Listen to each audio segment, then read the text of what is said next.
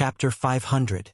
The second soldier suffered the same fate, followed by the third, the fourth. It was just like a normal drill. There were only 20 Marines, and they captured all of the Jiaoji soldiers who were running around alone. From the moment they broke through the door to the end, it took less than 15 minutes, and the overall situation was decided. Maple Piaron led 2 of his team members into the barracks, but there was only a mess here.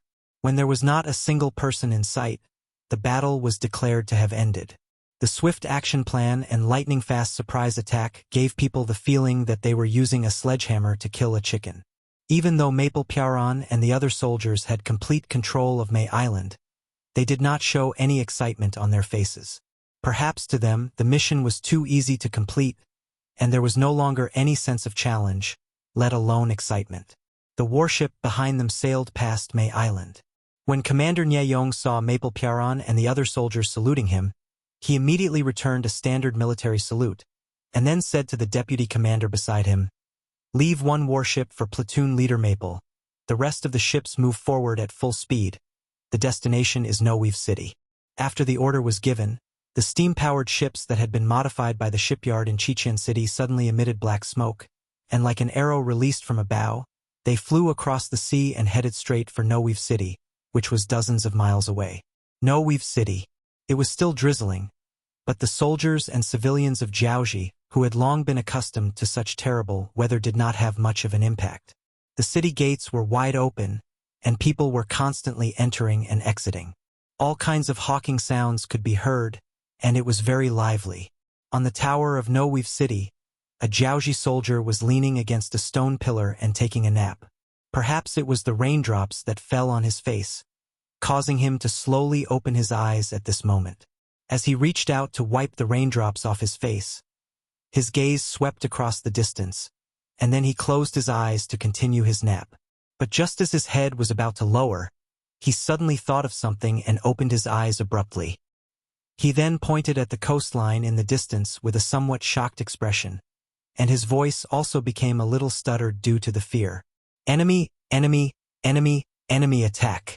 Following this shout, the large ship in the distance had finished docking, and more black figures were running in this direction. More and more Jiaoji soldiers saw this scene from the top of the city walls and fell into chaos. Caught off guard by the sudden appearance of the enemy along the coastline and without receiving any signal from May Island, the Jiaoji soldiers were completely unprepared. They didn't even have the time to close the city gates. All they could do was watch helplessly as the mercenaries in white sailor uniforms approached and entered the city. Noweave City is finished.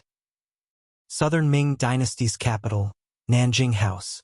The travel-worn Jiaoji diplomatic group entered the city. When the news reached the ears of Zhu Qizhen, who was having a meal with Empress Qian in the palace, a smile finally appeared on his face. Long before the Jiaoji diplomatic mission entered the southern border, the embroidered uniform guard in charge of gathering information had already found out about their objective. The Duke of Zhongdang had unexpectedly led his troops through the Langsun region.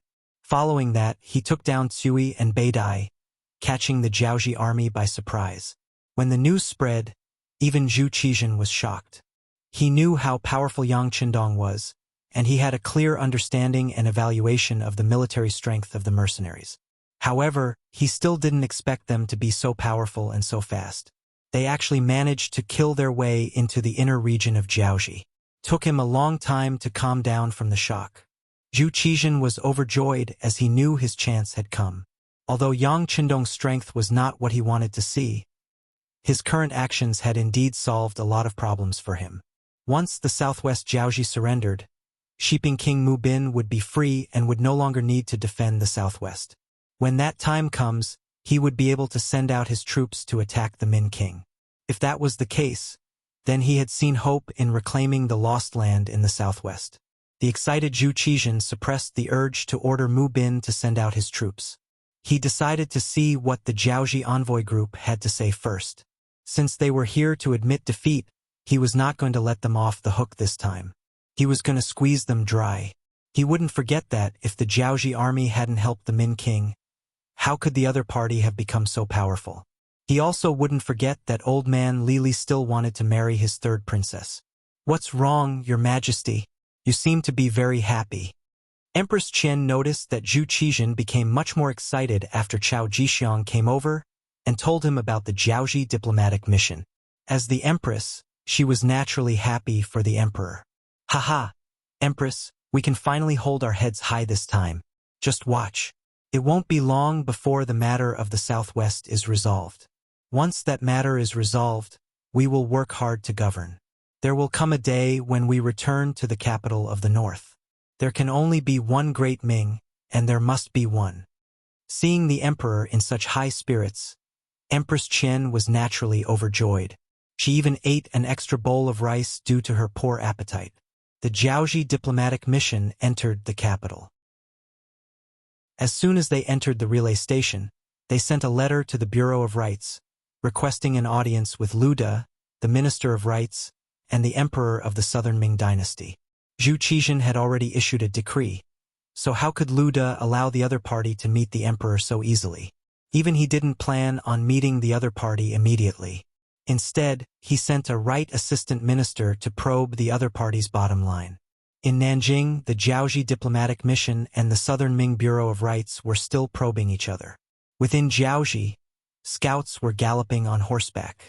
They were all soldiers sent by the various cities of Juzhen County to ask for reinforcements. In the face of Nietong's Langfengai army and 2 naval auxiliary divisions, they had captured one city after another. In just the first day, Wuxia and Shupu cities had fallen. If there were no accidents, tomorrow at this time, the city walls would not be high, and the defenders would only have 2,000 soldiers, so Jufeng City would also be breached. Such speed made the generals of the various cities of Juzhen County tremble in fear. They could only send people out to Haniai City to ask for reinforcements. However, even the generals who sent people out knew that distant water couldn't quench their immediate thirst. Before reinforcements arrived, they would lose their cities and their positions. This time, even if they lost, they couldn't understand why. Didn't they say they were going to negotiate? Moreover, the negotiations were going smoothly. Why did the mercenaries suddenly attack? What was going on? Jiaoji Prime Minister Ruan Chunqing also didn't understand what was going on. While they were eating dinner in their temporary residence, the head of the guards suddenly came to report that there were many more mercenaries outside the residence.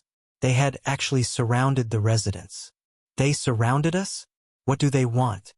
Ruan Chunqing hurriedly put down his chopsticks and looked at the guard captain in confusion. "This subordinate doesn't know." The guard captain shook his head and added, "However, those people don't seem to have any intention of charging in. They're just guarding the door and preventing our people from entering. They're only surrounding us? Could it be that there's a change in the military situation?" The Prime Minister was indeed the Prime Minister. Ruan Chunqing immediately thought of a possibility. Then he exclaimed, "Quickly, go negotiate with the mercenaries outside. I want to see the Duke of Loyalty. If that doesn't work, I can also see General Hongjin." The sudden change made Ruan Chunqing's expression change greatly, although he still didn't know what had happened outside. Although he didn't know what was going on outside, just the fact that the residence was surrounded was enough for him to think of the worst. "Sir, this subordinate has tried, but the other party didn't pay attention to me."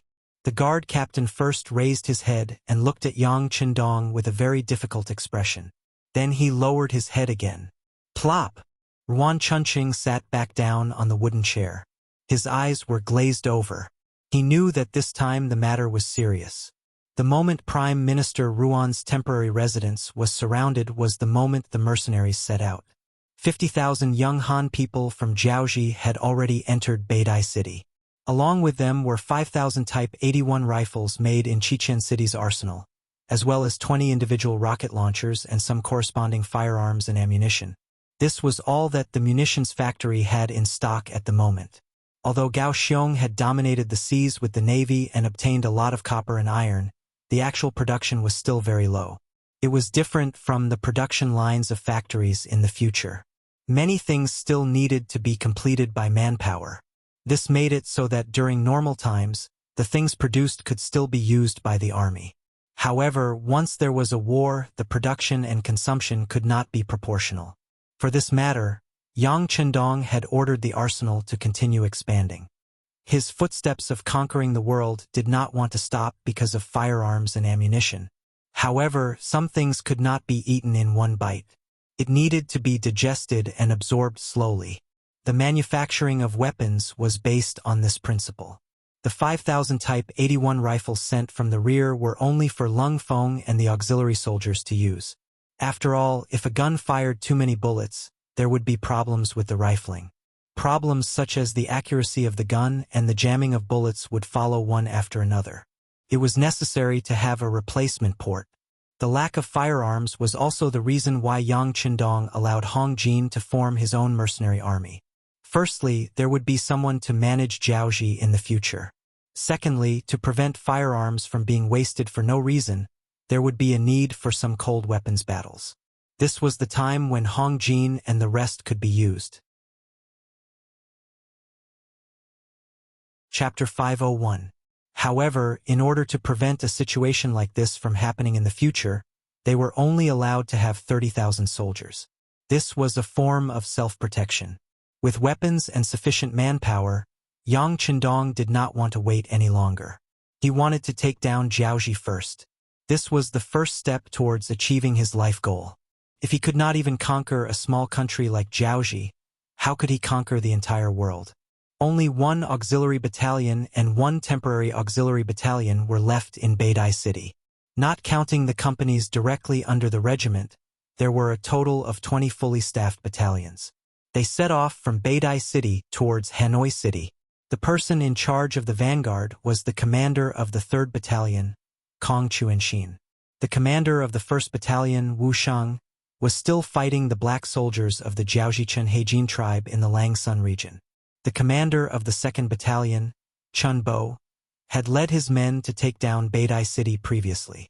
This time, it was finally Kong Chuanxin's 3rd Battalion's turn to make a name for themselves. 9 days ago, Battalion Commander Kong received the news. He gathered 4 of his elite company commanders and trained them according to the situation in Hanoi. Now that the army was finally ready to depart, the 3rd Battalion and 2 auxiliary battalions of the 2nd Regiment of the Cold Front set off 2 hours ahead of the main force. The moment they left Beidai City, Commander Kong Chuanxin gave the order for the troops to set off at full speed. He only gave everyone 20 hours to cover the distance of nearly 200 miles. This was a forced march. The troops had to reach Hanoi City before daybreak and rest for at least 4 hours before starting the siege. Once the order was given, it had to be carried out. The requirement to cover 200 li in 20 hours did not tire the soldiers out. On the contrary, they were all excited. Even the 4 auxiliary battalions at the back of the troops had high morale. After witnessing the power of the continuous fire guns, there was not a single soldier who did not want to own a gun of their own. Thus, becoming an auxiliary battalion became the hope of many. They did not have the chance in the past. Now that the opportunity was right in front of them, everyone was fighting to be the first. It was precisely because of their strong morale that the 7 battalions of mercenaries marched at a speed that somewhat exceeded the expectations of Battalion Commander Kong Chuanxin. They actually ran all the way to Hanoi City. Based on this speed, it was likely that they would arrive 2 hours earlier than the original plan. This would give everyone more time to rest under the city, and they would have more confidence in taking down Hanoi City in one battle. Hanoi City. Under King Li Li's complete control, everything here was managed by the Crown Prince Li Yuanlong. When they arrived at Hanoi from Zhejiang Prefecture, Li Yuanlong was a little worried. From time to time, there would be mercenaries patrolling the waters around the Zhejiang Prefecture, so he knew better than anyone else what kind of opponent he was facing. With the current strength of the Jiaoji kingdom, they had no chance of winning against the cannons and guns. Unless they could produce more ironware, they might be able to rely on their defense and terrain advantage to resist for a period of time. It seemed that Li Yuanlong was worried about whether he had enough time. Fortunately, he had sent out his trump card, Prime Minister Wan Chuncheng, and he did not let him down. As soon as he entered Beidai City, he stabilized the momentum of the mercenaries. With sufficient time and the diplomatic mission sent to the capital of the Southern Ming dynasty, Nanjing, once the Southern Ming Emperor issued an imperial edict, the loyal duke of the Great Ming dynasty would have no choice but to give up. The hope of the Jiaoxi kingdom would reappear. It seemed that the situation was developing in his favor. Li Yuanlong's complexion had also improved a lot over the past few days. In addition, he did not place his hopes on anyone else. The blacksmiths in the army were working day and night to produce iron shields. Even some of the private blacksmiths in the city were temporarily recruited to help with the production of iron carriages. They had already produced 10 iron carriages that could accommodate 200 people, as well as 2,000 iron shields. With this, he could finally breathe a sigh of relief. After all, Jiaoxi had been established for more than 20 years, so it still had some war reserves. Otherwise, how would it dare to agree to the Min King's request to stir up trouble in the southern Ming Empire? Just like now, after a few days of adjustment, there were now about 80,000 soldiers in Hanoi City. With the existence of these 80,000 soldiers, Hanoi City gave outsiders the impression that it was impregnable. Nearly 300,000 citizens of Hanoi City walked out of the fog of war, and the businesses on the streets returned to normal. From afar, it was a bustling scene. However, all of this changed as the scout in front of them galloped into the city. Report. Crown Prince Li Yuanlong had just finished inspecting the military supplies and returned to his residence. He did not even have the time to sit down and drink a cup of tea before he saw the scout who was drenched in the rain. For some reason, Li Yuanlong's heart skipped a beat when he saw the scout in such a sorry state. He had a bad feeling about this. However, he did not show it. Instead, he tried his best to stabilize his body and mind. "Why are you panicking?" Reporting to Your Highness the Crown Prince. This morning, the gates of Beidai City suddenly opened wide. Then, thousands of mercenaries came out of the gates and headed straight for Arhanei City. After the anxious scout finished reporting, he couldn't help but gulp a mouthful of saliva. From the moment he received the news until he returned to the city, he did not stop for a moment. As a result, his body was severely dehydrated. However, he did not have the time to drink water. He only wanted to deliver the news as soon as possible so that the crown prince could be prepared. Even though he was mentally prepared, when he heard the scout's report, Li Yuanlong could not help but feel a wave of dizziness. The scout's figure also swayed in front of him. After a few breaths, Li Yuanlong slowly adjusted his breathing. Then he tried his best to use a calm voice to ask, "You said that there were thousands of people coming out of the city. How many are there?" "Around 3,000. The scout thought for a moment before replying cautiously. Anyone who could become a scout was not only agile, but more importantly, had extraordinary eyesight. Otherwise, erroneous military intelligence could lead to extremely serious consequences. Even though he only saw the mercenaries coming out of the city, he was still able to estimate the enemy's actual military strength. When he heard that there were only 3,000 people, Li Yuanlong's originally panicked emotions became much more stable. If it was just these people, it might not mean that the mercenaries were really going to war with the Jiaoxi kingdom. Perhaps there were other reasons.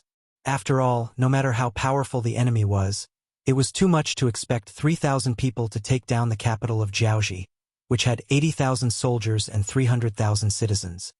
All right, this crown prince understands. Men, send him away to rest. Li Yuanlong's mind instantly flashed with countless possibilities. When he saw that the scout had left, he said to another guard beside him, "Immediately go and find General Fan and General Ruan." In less than an hour, the famous general of the Jiaoxi kingdom, Fan Yuhai, General Ruan Gengwang, Huang Hua, Li Xiaozhong, and the others hurriedly arrived at the crown prince's residence. Even though they didn't know what had happened, the crown prince's sudden summons meant that something big must have happened. When the generals arrived at the main hall of the crown prince's residence, Crown Prince Li Yuanlong walked into the hall under the protection of a few guards. "Greetings, Your Highness the Crown Prince." The generals bowed. "Generals, there's no need to be so courteous." Li Yuanlong sat down on a large chair and swept his gaze across the generals. Then, he said in a low voice, "I just received a report from a scout that 3,000 mercenaries suddenly came out of Beidai City. They are heading straight for our Hanoi City. Perhaps they will appear at the city's gates tomorrow." What? When the generals heard this, their expressions changed. It was obvious that they were shocked by this sudden news. However, this change in expression didn't show fear. Instead, it revealed a hint of excitement. As for the mercenaries, Ruan Gungwang and Huang Hua were the only two generals who had fought with them. Moreover, Ruan Gungwang had fought with the mercenaries in the rainforest of Mount Liang. From the beginning to the end, he hadn't seen the mercenaries. Even though his losses weren't small, he didn't have any direct knowledge of them. On the contrary, ever since he returned to Hanoi City, he had been thinking about blood. However, because the Crown Prince's policy was to delay the negotiations, there was no room for him to display his skills. Now that he finally had a chance to fight, how could he not be excited? Ruan Gungwang wasn't the only one who thought this way. Other than Huang Hua, all the other generals had the same thought. The Crown Prince's words were very clear. This time, there were only 3,000 mercenaries. 3,000 people, how big of a storm could they cause? If the other party had only sent 30,000 people, it might be scary. However, with the difference in numbers, how could they show the slightest bit of fear? Crown Prince Li Yuanlong was also paying attention to the reactions of the generals. He was very satisfied with the answer. Other than Huang Hua and Fan Yuhai who were frowning, the other generals had an eager expression. They couldn't wait to lead their troops into battle. Huang Hua's performance was within Li Yuanlong's expectations. This person had once led 5,000 mercenaries to attack Beidai City. The result was a crushing defeat. With such a shadow in his heart, it was normal for him to have no confidence when facing the mercenaries. However, Fan Yuhai was also frowning. What did this mean? At this moment, Li Yuanlong couldn't figure it out. Chapter 502. General Fan, what do you think of the current situation? Li Yuanlong called out his name. In fact, Fan Yuhai, who could be called a famous general, had some weight in the eyes of both Li Yuanlong and Li Yuanlong. Fan Yuhai, who was called out, first bowed and then raised his eyebrows. Your Highness, previously we were negotiating with the mercenaries, and we even sent a lot of Han people over. Logically speaking, we should be cooperating happily, but why would they suddenly send troops over? What is the reason? Or did something happen that we don't know about? In my opinion, before things are clear, it's better not to use weapons. Fan Yuhai's words could be said to be an experienced strategist. The art of war said to subdue the enemy's soldiers without fighting, the best of the best. Above all, the best strategy was to attack the enemy. Below that was to attack the enemy. Below that was to attack the enemy. In other words, it was best not to use weapons if possible. Especially in this kind of battle where one had no confidence, one had to be extremely careful. The other generals were clearly dissatisfied with Fan Yuhai's words. The so-called generals were naturally the ones who led the troops. However, if the world was peaceful, their existence would not be so meaningful and they would inevitably be looked down upon. Therefore, a true general needed to use war to prove himself. Fan Yuhai only said that the situation was strange and needed to be investigated. If this was not to stop the soldiers, what else could it be? It would be strange if he could gain the support of the other generals. If it wasn't for the Crown Prince personally stating his stance, there would have been people criticizing Fan Yuhai and even impeaching him for being afraid of battle. This couldn't be said to be groundless. Crown Prince Li Yuanlong listened to Fan Yuhai's words seriously and then nodded in tacit agreement. That's right, General Fan's words are exactly what this Crown Prince is worried about. Before we can figure out what's going on, it's best if we don't use our weapons. Hearing that even the Crown Prince agreed with Fan Yuhai's words, Ruan Gungwang and the other generals were inevitably disappointed. They originally thought that they would not have the chance to lead troops this time. Unexpectedly, Crown Prince Li Yuanlong continued, "But if the mercenaries arrive tomorrow, what should we do? Are we going to let them show off and challenge us? Of course not. We don't want to go to war, but we aren't afraid of war. If the mercenaries really dare to do this, the soldiers of Jiaoji won't be afraid. We'll just go out of the city and destroy their prestige." Fan Yuhai raised his head and said with determination, "Anyone who could be called a famous general would not be a coward." It wasn't that Fan Yuhai didn't want to fight, but he didn't want to fight a cowardly battle without any basis. The so-called war was nothing more than a final choice in the face of the futility of peace talks and other situations. If there were other ways, no one would choose such a path that would waste manpower and resources. However, if the mercenaries were really looking down on the Jiaoji army, there was no harm in teaching them a lesson. However, there were only 3,000 of them. In Hanoi City, which had an army of 80,000, they were nothing in the eyes of the generals. After all, Jiaoji had been established for more than 20 years. Their military strength was definitely not limited to this. Previously, he had considered the fact that Hanoi City could not afford to station too many soldiers, so he had only sent 80,000. If he really wanted to mobilize, it would not be a problem to gather another 100,000 soldiers in the entire Jiaoji prefecture. Good. Hearing Fan Yuhai's words, Li Yuanlong replied happily. This was what he wanted. No matter what the mercenaries wanted to do in Hanoi City, they could not be allowed to do as they pleased. Otherwise, it would be a provocation to him, the crown prince. This was something that he would not allow and was unwilling to see. Li Yuanlong, who already had a plan in mind, immediately started to arrange the troops after hearing Fan Yuhai's words. Some negotiations had to be fought. The principle of peace through fighting was applicable at all times. Compared to Kong Chuanxin, who led the 3 battalions out of the city, Yang Qindong's troops were not as hurried out of the city. The 5,000 Lung Feng auxiliary soldiers and temporary auxiliary soldiers naturally walked at the front of the group. Behind them were the 47,000 youths from Qiming City. After leaving behind 2,000 men in Chui City, 1,000 men from Beidai City were left behind to take charge of the various tasks in the city. At the end of the group was the general of Jiaoji, Hong Jin, and the 2,000 newly recruited Jiaoji mercenaries. After receiving Yang Qindong's instructions, Hong Jin used only a day to form a temporary army of 2,000 men. One had to admit that he was very efficient. If it wasn't for the fact that there were not many people of suitable age in Beidai City, he would probably have formed an even larger army. The 60,000 men group walked and stopped along the way. They were not in a hurry as they made their way from Beidai City to Hanoi City. Yang Qindong was in the middle of the group, riding on a strong white horse. In his hand was a handful of bullets that had just been transported. He had a look of deep thought on his face. These bullets were randomly selected by Tiger's Mane from the thousands of boxes of bullets that had been transported over. The moment the bullets were placed in Yang Qindong's hands, his expression became much more serious. Bullets were something that Yang Qindong had dealt with for many years in his previous life. From the moment the new recruits joined the company to the time he retired to the military supply department due to his age and age, the number of bullets that passed through his hands numbered in the tens of thousands. He did not even need to open his eyes to look at the shape of the bullets. He only needed to touch them to know what kind of gun it was and what caliber it was. It was because he understood it so well that when he received the new bullets from Qiming City's factory, his heart was heavy. Even though Yang Qindong had taken out various books and finished bullets, they were still 500 years ahead of time.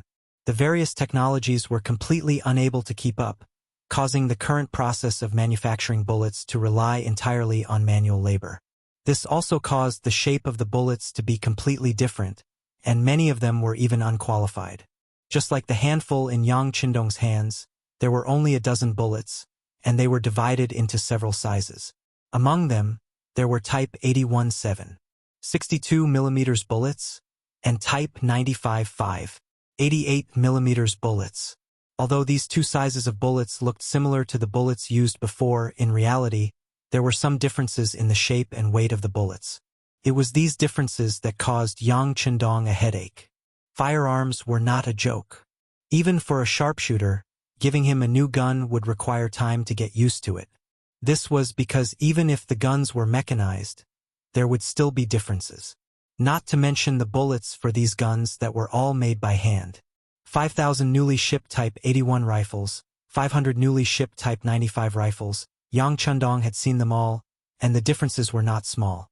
Now that the differences in the bullets were so great, it would greatly reduce the accuracy of the bullets. This was where Yang Qindong was worried. First, the second batch of guns and bullets were slightly better. After all, they were all made by experienced blacksmiths. Although there were some differences, the problem was not too big.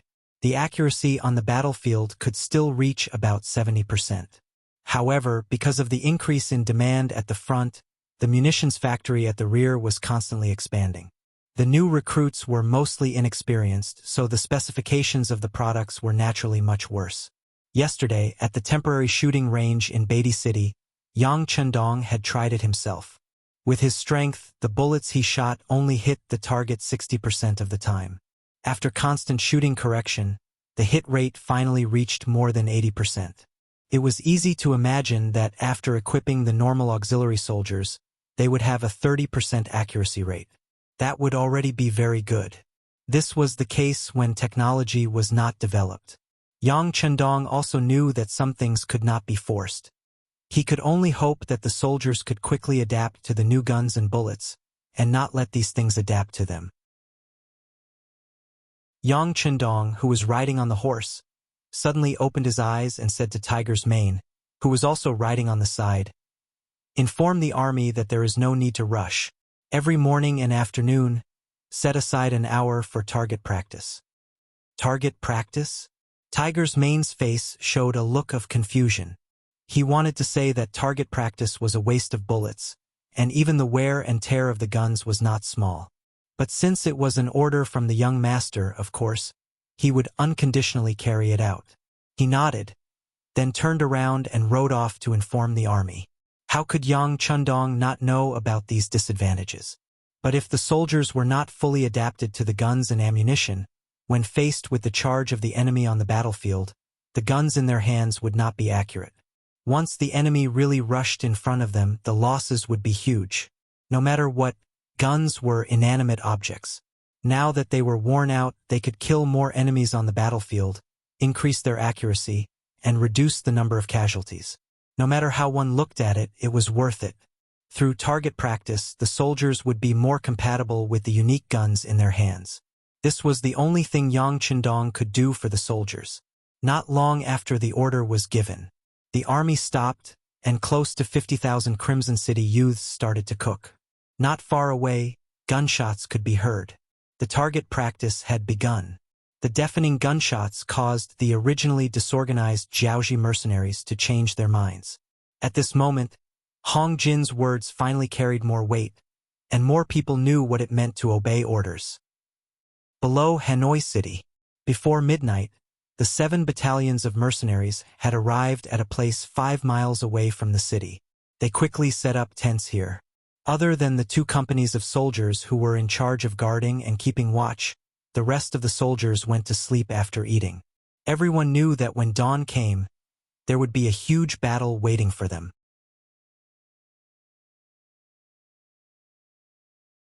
Chapter 503. While the soldiers were resting, Kong Chuanshin, as the battalion commander, did not go to rest. Instead, he called for his 4 company commanders and 6 auxiliary battalion commanders to gather around a bonfire for a meeting. Ever since they left Beidai City, Kong Chuanshin's excitement hadn't stopped. This was the first battle against the capital of the Jiaoji nation, Hanoi City. Now that it was handed over to him, it was enough to prove how much the 6th young master valued him. This was also the first time the mercenaries fought against an enemy's capital. It was bound to be recorded in the annals of history.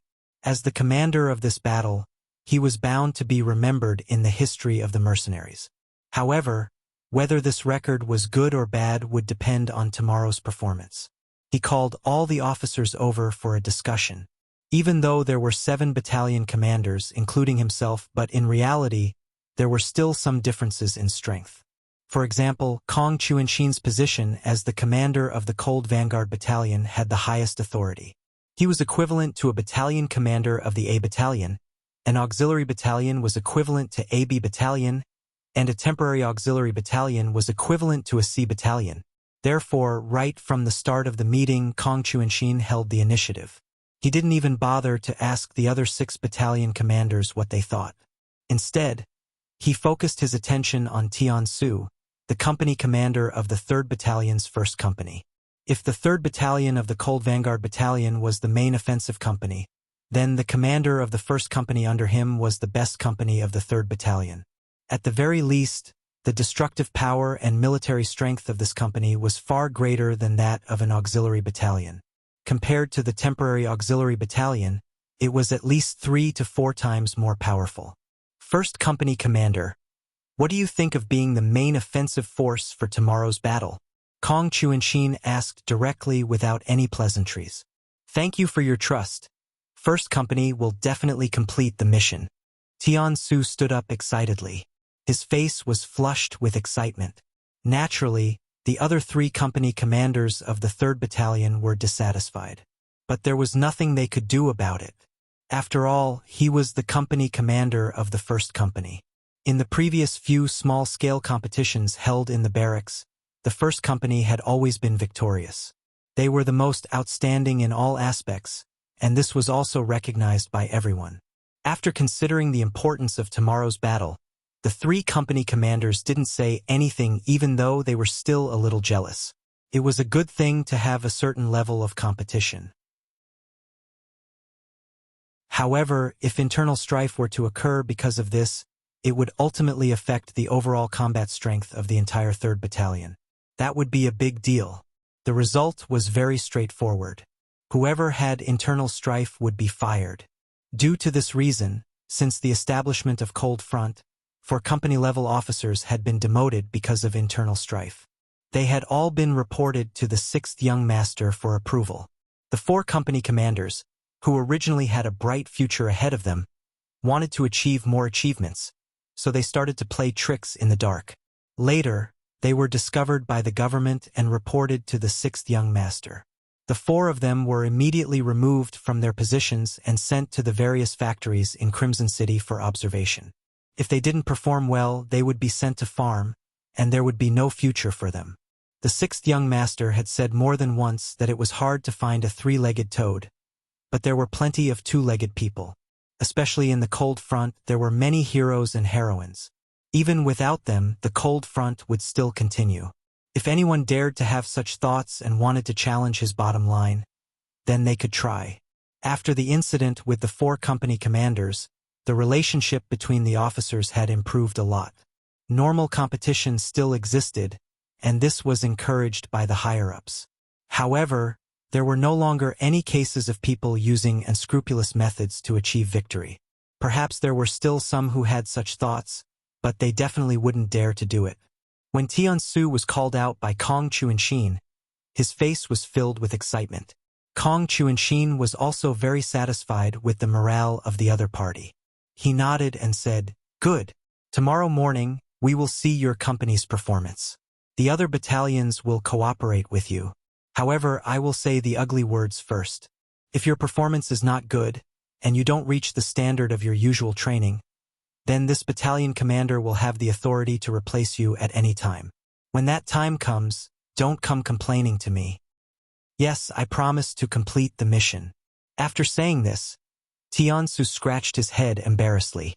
Obviously, this wasn't the first time he had complained to his superiors because he couldn't get the main attack mission. Kong Chuanxin quickly decided on the main attack mission, causing the auxiliary battalion commanders and temporary battalion commanders to be extremely envious. However, they could only be envious in their hearts. After all, Lung Feng's strength was there for all to see. Lung Feng was able to hit the target with 60% to 70% of the bullets that were issued later. However, the temporary battalion commanders only had an average of 30% of the bullets. With such a huge difference, even if they weren't convinced, they had no choice but to accept it. After the main attack mission was assigned, it was time to assign the auxiliary attack missions. Regarding this, the military plan had already been formulated before they set off from Beidao City. Now, it was just a matter of repeating it. It was because of this that the pre-battle meeting was conducted in an orderly manner. Compared to the calm mercenaries outside the city, the Jiaoxi soldiers in Hanoi City were shocked by the sudden appearance of the enemy. The general on duty reported the discovery of the mercenaries to his superiors. When the news reached the ears of the Crown Prince, Li Yuanlong, who was in the palace, he was extremely shocked. The first thing he said was, "How can these mercenaries be so fast? Did they fall from the sky? Li Yuanlong couldn't be blamed for this. The distance between Beidao City and Hanoi City was close to 200 li based on the speed of the Jiaoji army. It would normally take 3 days if they were fast, 4 to 5 days if they were slow. However, in less than a day, the mercenaries had already covered the entire distance. Just this speed alone was enough to make one look at them in a new light. The generals in the city were also summoned to the main hall of the palace. After hearing the news, they were all extremely shocked. Just like the time when Huang Hua led his army to attack Beidao City, he had already tried his best. However, it still took 2.5 days for 5,000 soldiers to reach Beidao City. In comparison, wouldn't his marching speed be no different from a snail's? Fortunately, this topic was quickly forgotten. The first thing everyone did when they gathered was to think about what to do next. The original plan was to leave the city the next day and arrange the troops to prepare for battle. However, from the looks of it now, it wasn't appropriate to do so. Crown Prince Li Yuanlong turned his attention to General Ruan Gungwang. After all, the first battle of the plan was to be completed by this person. Previously, Ruan Gungwang's troops had contributed greatly to the battle with King Min in Nanming Kingdom. When they deployed, they only had 50,000 men. Later on, they expanded to 100,000 men. They even brought back 10,000 captives and various treasures. At that time, he was in the limelight. At that time, Ruan Gungwang was also in the limelight and looked down on everyone. With the appearance of the mercenaries, the situation began to change. As a result, only 15% of his 100,000 men returned to Hanoi City. When they deployed 50,000 men, they only returned 15,000 defeated soldiers. This caused many people to question Ruan Gungwang's ability. Coincidentally, Prime Minister Ruan Chunqing went to Beidao City to negotiate with the Jiaoji army. His position became even more precarious. Helplessly, he could only try his best to fight for the role of the vanguard. He hoped that he could redeem himself from the previous defeat and become a pillar among the generals again. Li Yuanlong also gave him a chance to turn over a new leaf. He used his position as crown prince to convince everyone. Not only did he not take back his original authority of 15,000 men, he gave him another 5,000 men, making 20,000 men as the vanguard. 20,000 men against 3,000 mercenaries. The ratio was 7-1. Furthermore, they were fighting on their home ground. No one saw the possibility of defeat. However, the sudden appearance of the mercenaries had caught them off guard. However, after the initial panic, Ruan Gungwang already walked out of the ranks in armor. He cupped his fist and said to Li Yuanlong, "Your Highness, I am willing to lead soldiers out of the city tonight to set up defenses in preparation for tomorrow's battle." Good. Li Yuanlong was waiting for this sentence. "Thank you for your hard work, General Ruan. In a while, you can go get 1,000 iron shields to prepare for tomorrow's battle. The other generals, do your own work according to what we discussed earlier. When the sky brightens, follow me to the city tower to take a look." Yes. All the generals bowed and replied in unison. Among them, Ruan Gungwang's face was flushed red. He was faintly excited. Not long after the generals came out of the palace returned to the camp, Ruan Gungwang's troops moved. 20,000 soldiers came out of the east side of the city and began to form a formation 2 miles away from the city. They made a huge commotion. This also attracted the attention of the mercenaries. The 2 company commanders in charge of security had their bayonets loaded with guns. If anything unexpected happened, they would fire their guns. Fortunately, Ruan Gungwang's troops only came out of the city and did not intend to attack immediately. Perhaps he also wanted to take action at dawn. This was an opportunity to perform well in front of the crown prince and the civil and military officials. If they attacked the camp now, even if they won, how many people would be able to see their majestic and heroic appearance? Fortunately, Ruan Gungwang did not send troops out at night. Otherwise, they, who were not good at night battles, would lose even more miserably. Of course, General Ruan did not understand this point yet. Everything would have to wait until dawn. After the results of the battle were out, he would know what it meant to strike a stone with an egg. Following this, even though the distance between the 2 armies was less than 3 miles, and the enemy's barracks could be seen from afar, it was still peaceful. When dawn broke the next day, smoke rose from the camp. The cooks started to get busy. A great battle was about to take place in Jiaoji.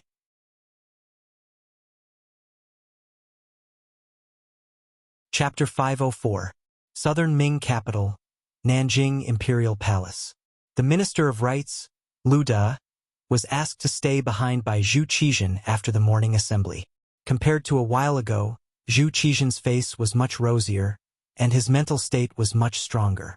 Even when he spoke to his subjects, his tone was much friendlier. Minister Lu, how are the negotiations with the Jiaoji diplomatic mission going?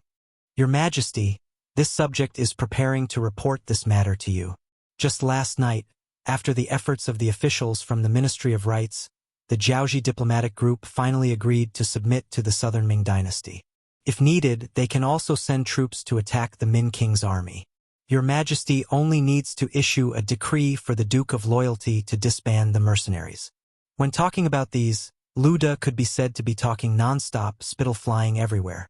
The so-called unity of the Ministry of Rites was actually nothing much. It was only because the Jiaoji diplomatic mission could not drag on any longer that they took the initiative to give in. However, other people didn't know about all this. Lu De could naturally put all the credit on his head and flatter himself.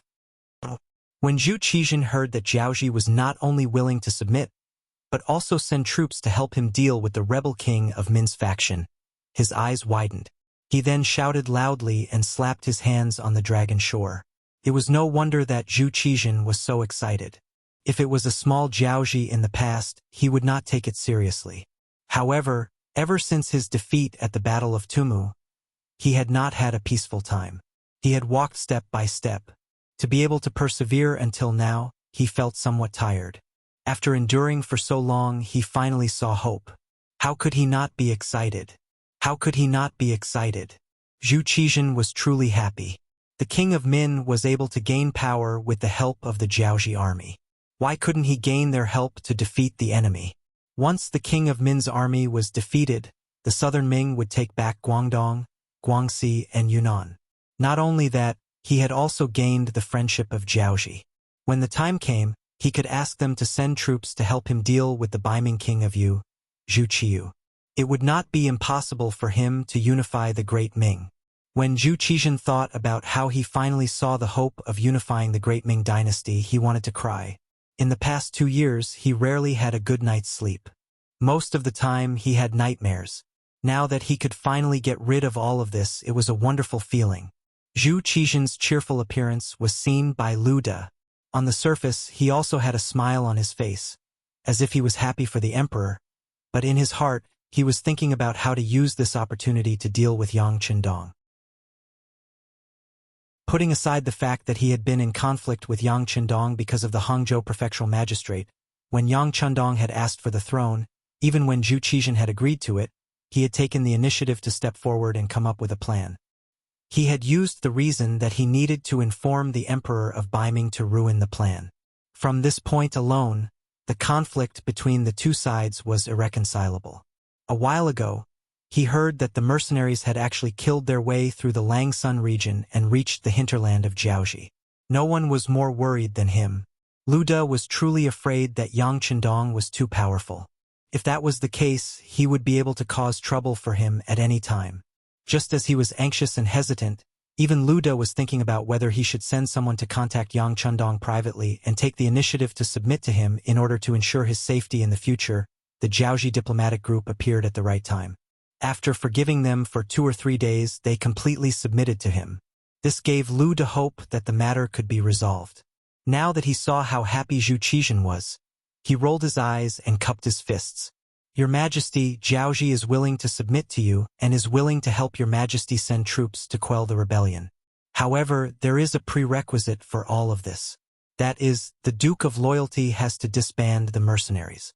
However, there is a saying since ancient times that when a general is away, military orders cannot be given. Will he agree? After hearing this, Zhu Qizhen's eyes flashed with anger. He was the current emperor. His words were the imperial edict. If anyone disobeyed, it would be considered as disobeying the imperial edict. Who would dare to disobey the imperial edict? Of course, this anger was only a flash.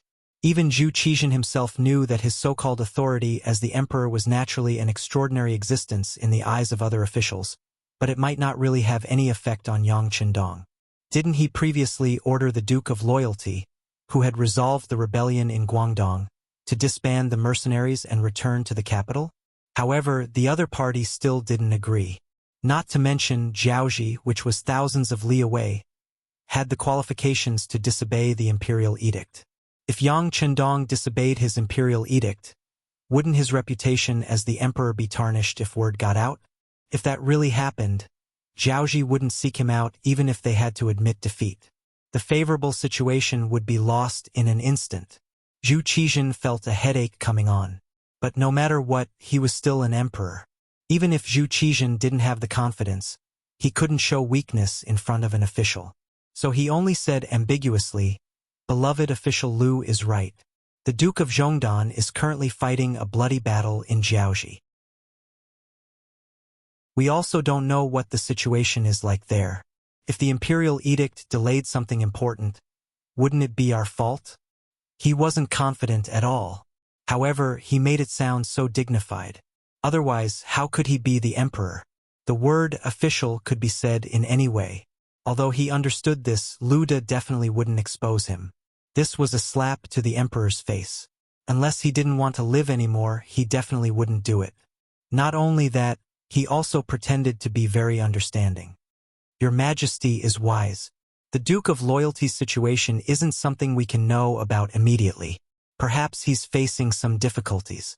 Seeing Lu De on the right track, Zhu Qizhen was naturally very happy. He hurriedly nodded and said, Yes, beloved official Lu is still the one who understands us." "That's right. Does the Jiaoji diplomatic corps have any other explanation?" Clearly, Zhu Qizhen was trying to think of another way by asking this question. After all, he couldn't guarantee that the imperial edict would be able to persuade Yang Qindong. He wanted to think of a solution from the weakened Jiaoji diplomatic corps. Lu De understood Zhu Qizhen's intentions and had a troubled expression. "I'm afraid that won't work. If the Duke of Loyalty doesn't withdraw his troops, Jiaoji can't even take care of itself. How can they help us?" "Is that so?" "That's true." Zhu Qizhen nodded and didn't say anything else. Lu De, who was standing below, was secretly discussing Zhu Qizhen's fantasy. He didn't have 100% confidence in making Yang Qindong withdraw his troops from Jiaoji. Yet, he still wanted Jiaoji to send troops to help him deal with the rebellious Min royal lineage. He wanted to take all the good things in the world. How could that be possible? Not to mention that Lu De really didn't have any way to persuade the Jiaoji army. Even if he did, he wouldn't help.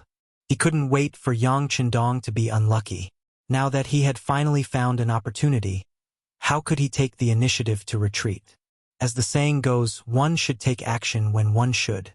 Seeing Zhu Qizhen hesitate, Lu De hardened his heart and decided to add fuel to the fire. However, if he did so, the hatred between him and Yang Qindong would be irreconcilable. But unless that was the case, he would have to lower his head to Yang Qindong. For Lu De, the Minister of Rights, to lower his head to a junior was too embarrassing. That would be no different from killing him. After making the decision to offend Yang Qindong to the end, Lu De saw Zhu Qizhen's silence and spoke again. "Your Majesty, it's actually not impossible to persuade the Duke of Loyalty."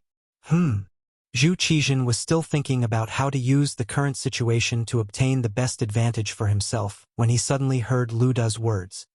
"Beloved official Lu, you say you have a way? What is it?"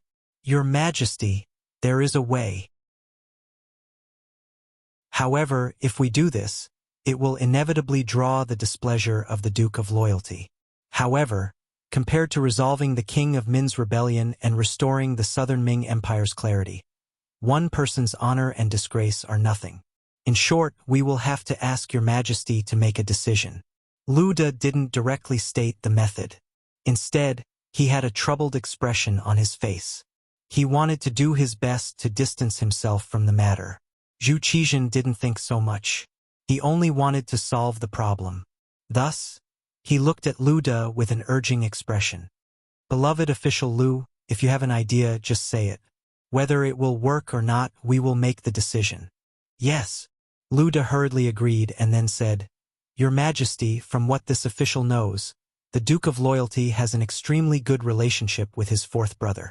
This person is now in Fujian's Jianing Prefecture. If we can persuade this person, I think the Duke of Loyalty will have to withdraw his troops for the sake of kinship. However, in this way it is inevitable that he will have resentment. Lu De didn't say much after that. He believed that Zhu Qizhen must have understood his hint. To put it bluntly, it was to use Yang Qindong's fourth brother as a hostage to blackmail him. Although this method was not open and aboveboard compared to getting everything, it was worth it. Zhu Qizhen did understand Lu De's meaning, but he didn't immediately make a decision. Of course, he knew that once he did so, it was tantamount to offending Yang Qindong to death. Yang Qindong was not an outsider. If it were any other of his subjects, Zhu Qizhen would not even hesitate to issue an edict to arrest the person immediately. However, Yang Qindong now had a large number of troops in his hands. If he really pushed him to the edge and pushed him to the King of Min's side, wouldn't the loss outweigh the gain? Wouldn't he be shooting himself in the foot? If he couldn't achieve his goal after being the bad guy, then he would be asking for trouble.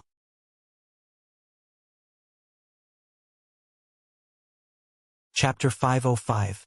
This, is the relationship between the Duke of Zhongdong and his fourth brother really that good? Zhu Qizhen, who couldn't make a decision immediately, asked tentatively. This subject has done my research.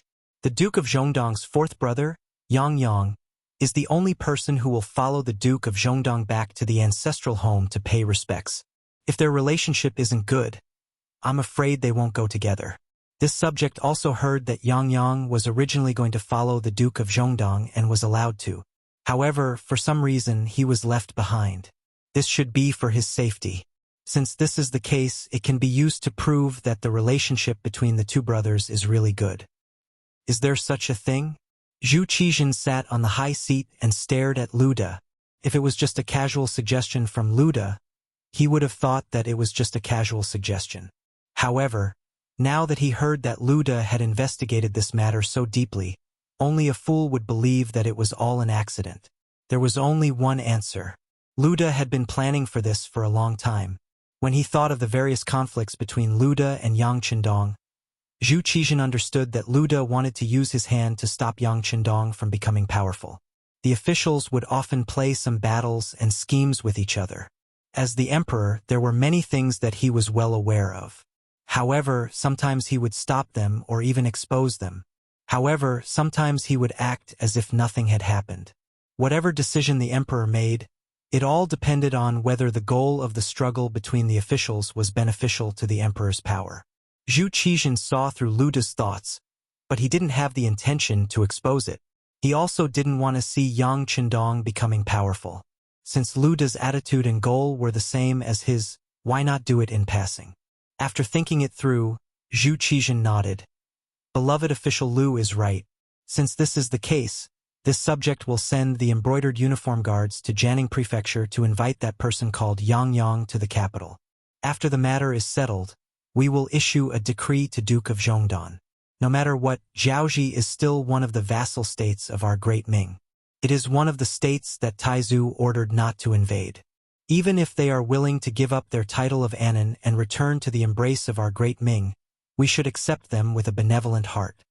Zhu Qizhen finally made up his mind. Lu De breathed a sigh of relief, but at the same time, he had a new worry. After this matter was done, once the news spread, he was afraid that the other party would hate him to the bone. Unless Yang Qindong was suppressed by the Great Ming Empire in the future, once the Great Ming Empire's power rose, it might be Yang Qindong's bad luck.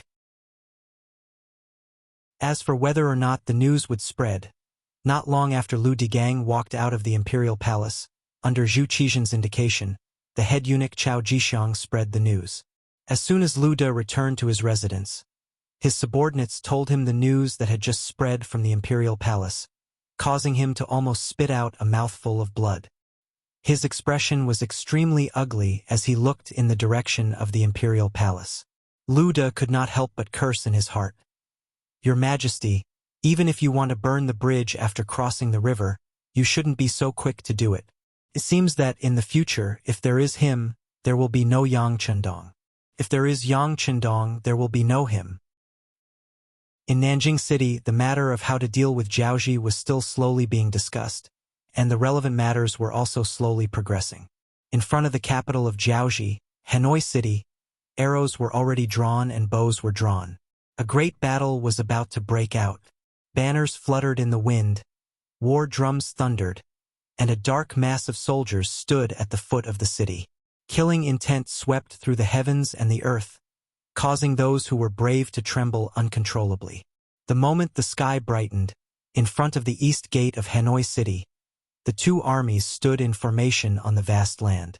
20,000 Jiaoji soldiers dressed in plain clothes and gray armor stood in dozens of square formations. The square formations, with their banners fluttering high in the air, looked even more majestic and majestic. On the other side, 2,800 mercenaries dressed in camouflage uniforms stood in 2 rows in a long snake formation.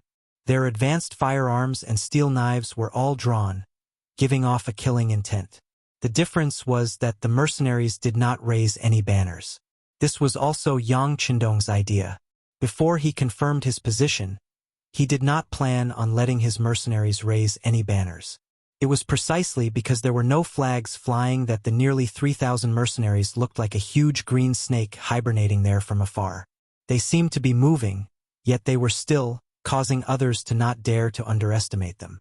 Just in terms of numbers, the Jiaoji army appeared more imposing, not to mention the 20 large catapults that had been set up at the back of the formation.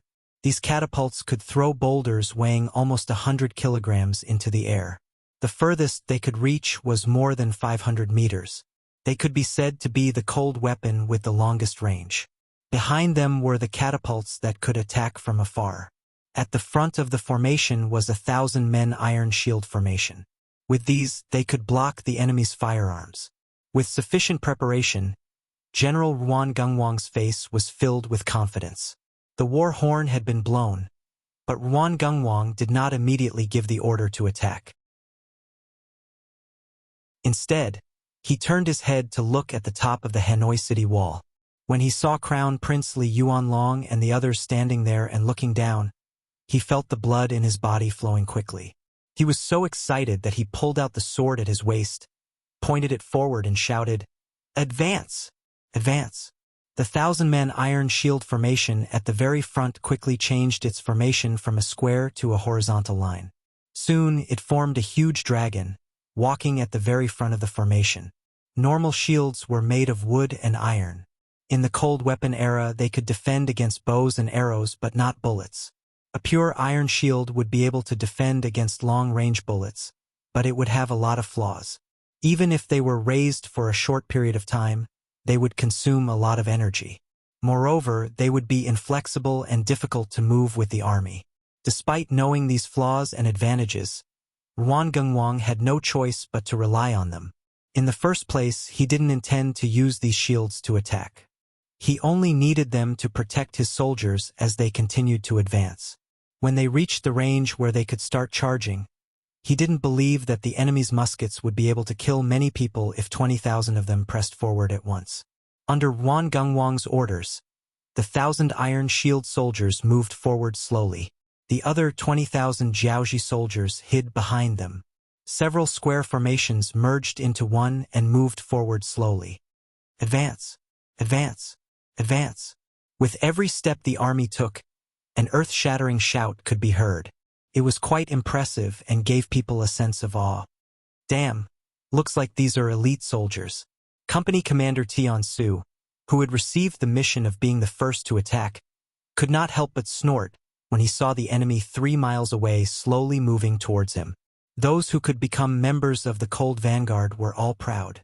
Those who could become a company commander were even more proud.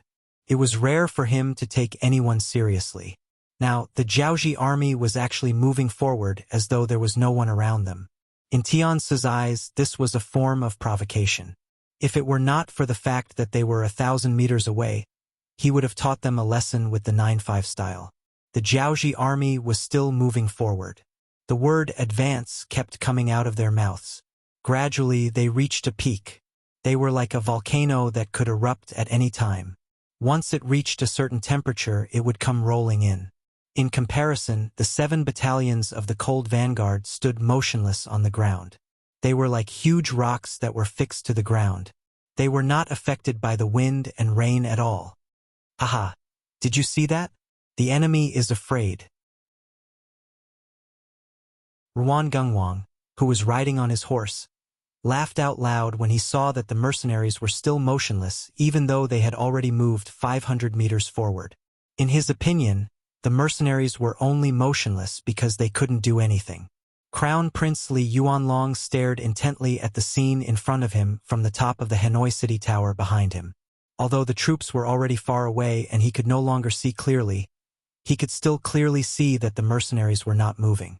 Seeing that his army was moving forward and the enemy was not moving at all, he could not help but ask the generals beside him, "Generals, what do you think the mercenaries are doing?"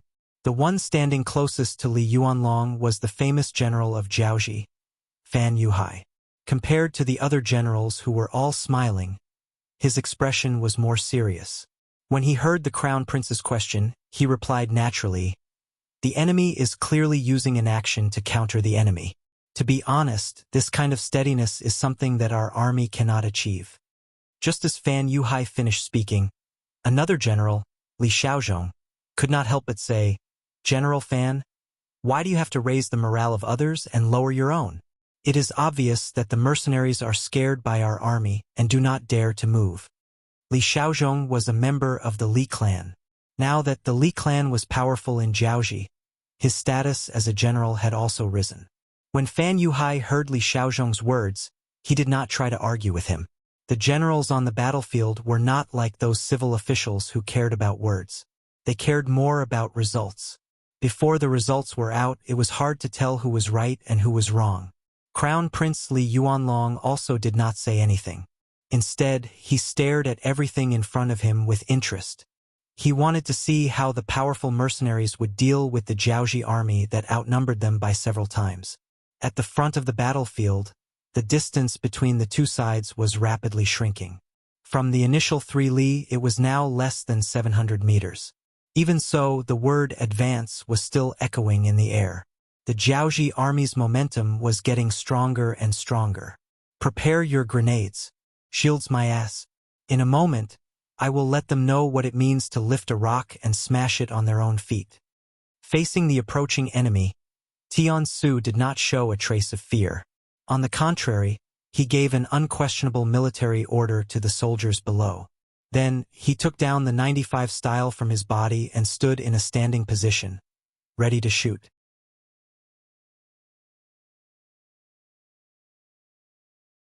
Chapter 506.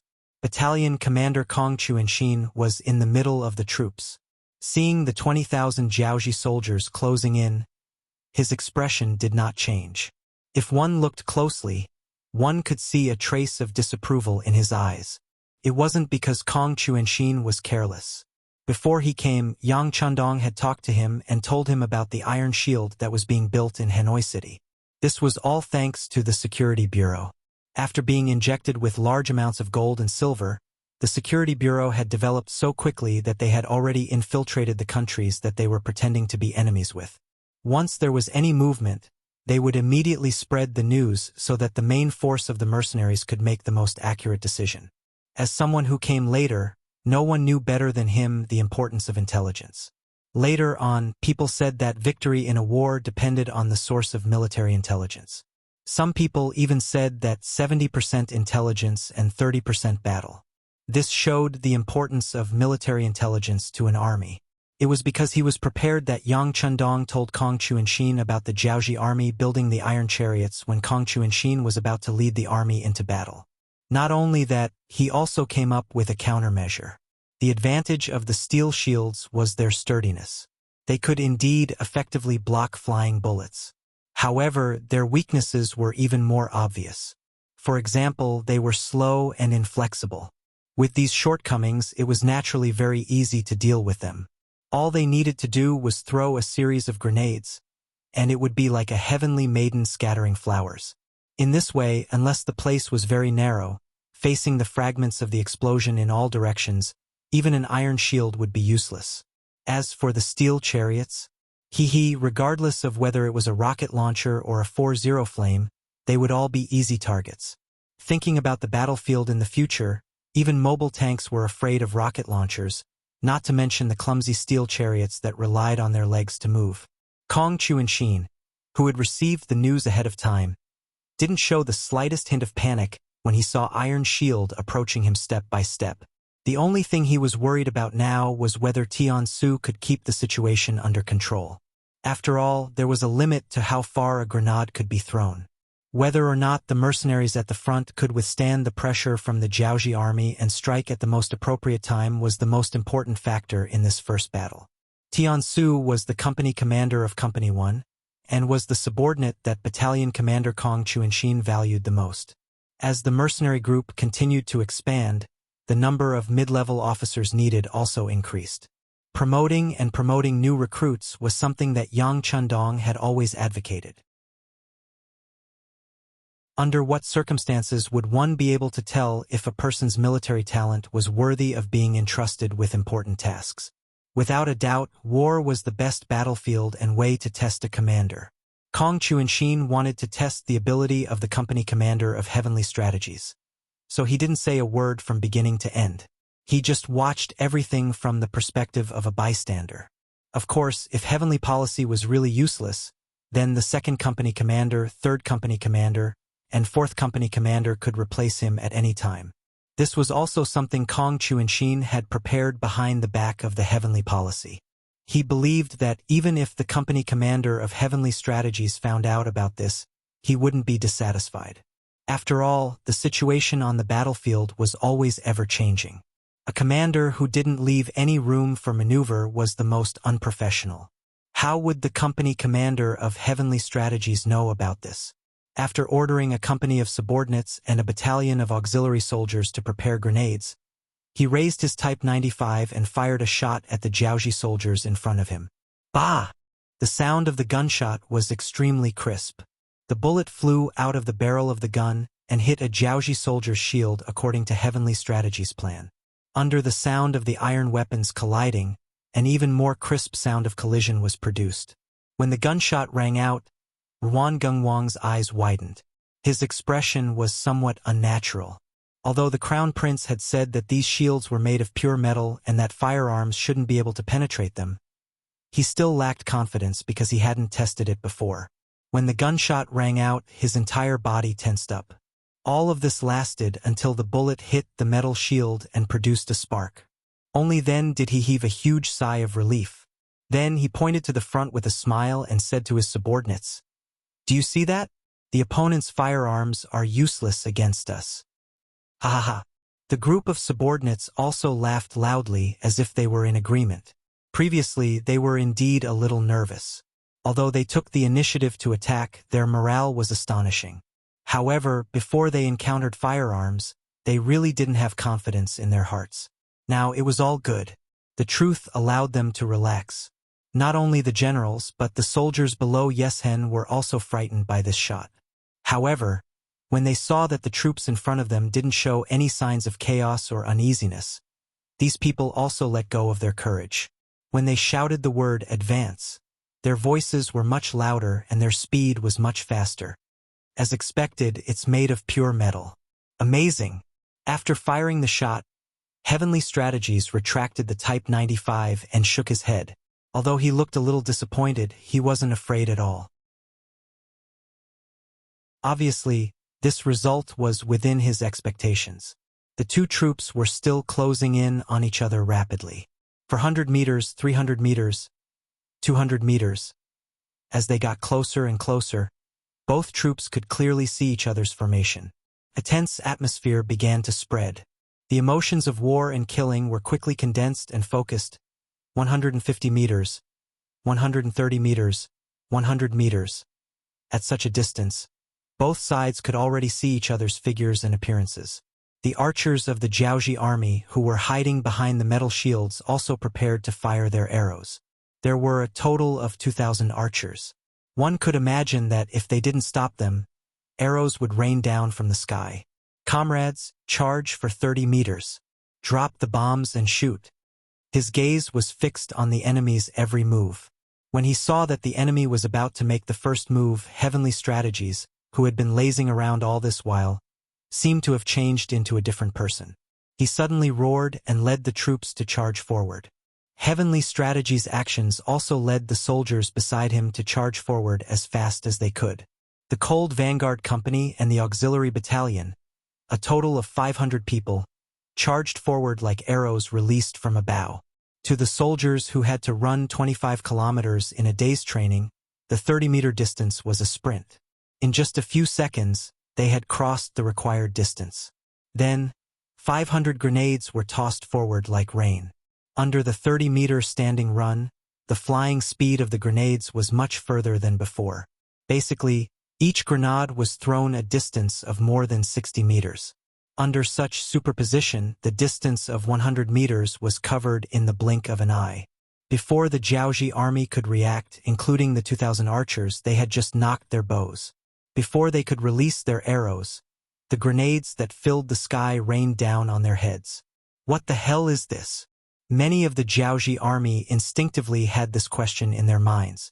However, just as this thought formed in their minds, the grenades that were thrown at them had already exploded above their heads, beside them and under their feet. Boom, boom, boom! The ground trembled and shrapnel flew everywhere. Flames rose and smoke lingered in the air. Following these sudden changes, the formation of the 1,000 iron shield bearers at the front of the Jiaoji army finally loosened. These iron shield bearers were originally holding heavy shields. After walking for nearly 3 miles, they were already exhausted. Suddenly, there was a loud noise and shockwave around them. It was mainly due to the various fragments attacking them. They were completely unprepared and were struck dumb in an instant. They only wanted to defend against the firearms in front of them. They did not expect such powerful explosives to suddenly explode beside them. The iron shield bearers, who seemed to have the tightest defense, were the first to collapse. The 2,000 archers who stood behind them in the second row also fell into chaos. The advantage of archers was that they could kill their enemies from a long distance. However, their disadvantage was also very obvious. Once they lost their protective barrier, their chest would be completely exposed to the enemy. There was no way to defend themselves at all. Needless to say, the explosions of the grenades were right above their heads. Who knew how many archers were killed or maimed by the power of the grenades? After a row of iron shield bearers and 2 rows of archers were defeated, the entire Jiaoji army was in chaos. Surrounded by explosions and smoke, they did not even know what to do next. The Jiaoji army was stunned and their formation was in chaos. The mercenaries didn't panic.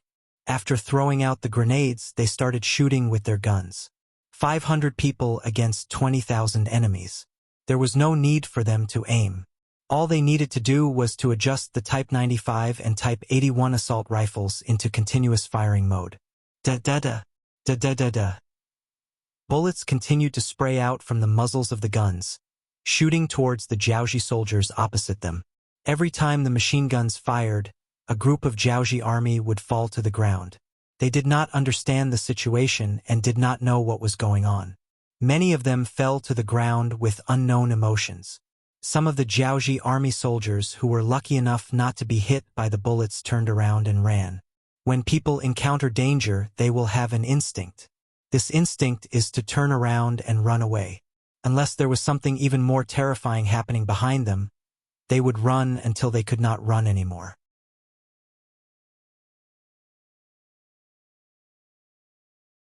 Chapter 507. The initial moment was terrifying. There was nothing more pitiful than a group of panicking, defeated soldiers. They scrambled to retreat. They shouted and ran, and many of them fell down. The Jiaoji soldiers who were shot didn't know what they were doing. They just instinctively retreated to the open city gate behind them. General Ruan Gengwang was in the middle of the army. Riding on a horse, he could see further than ordinary people.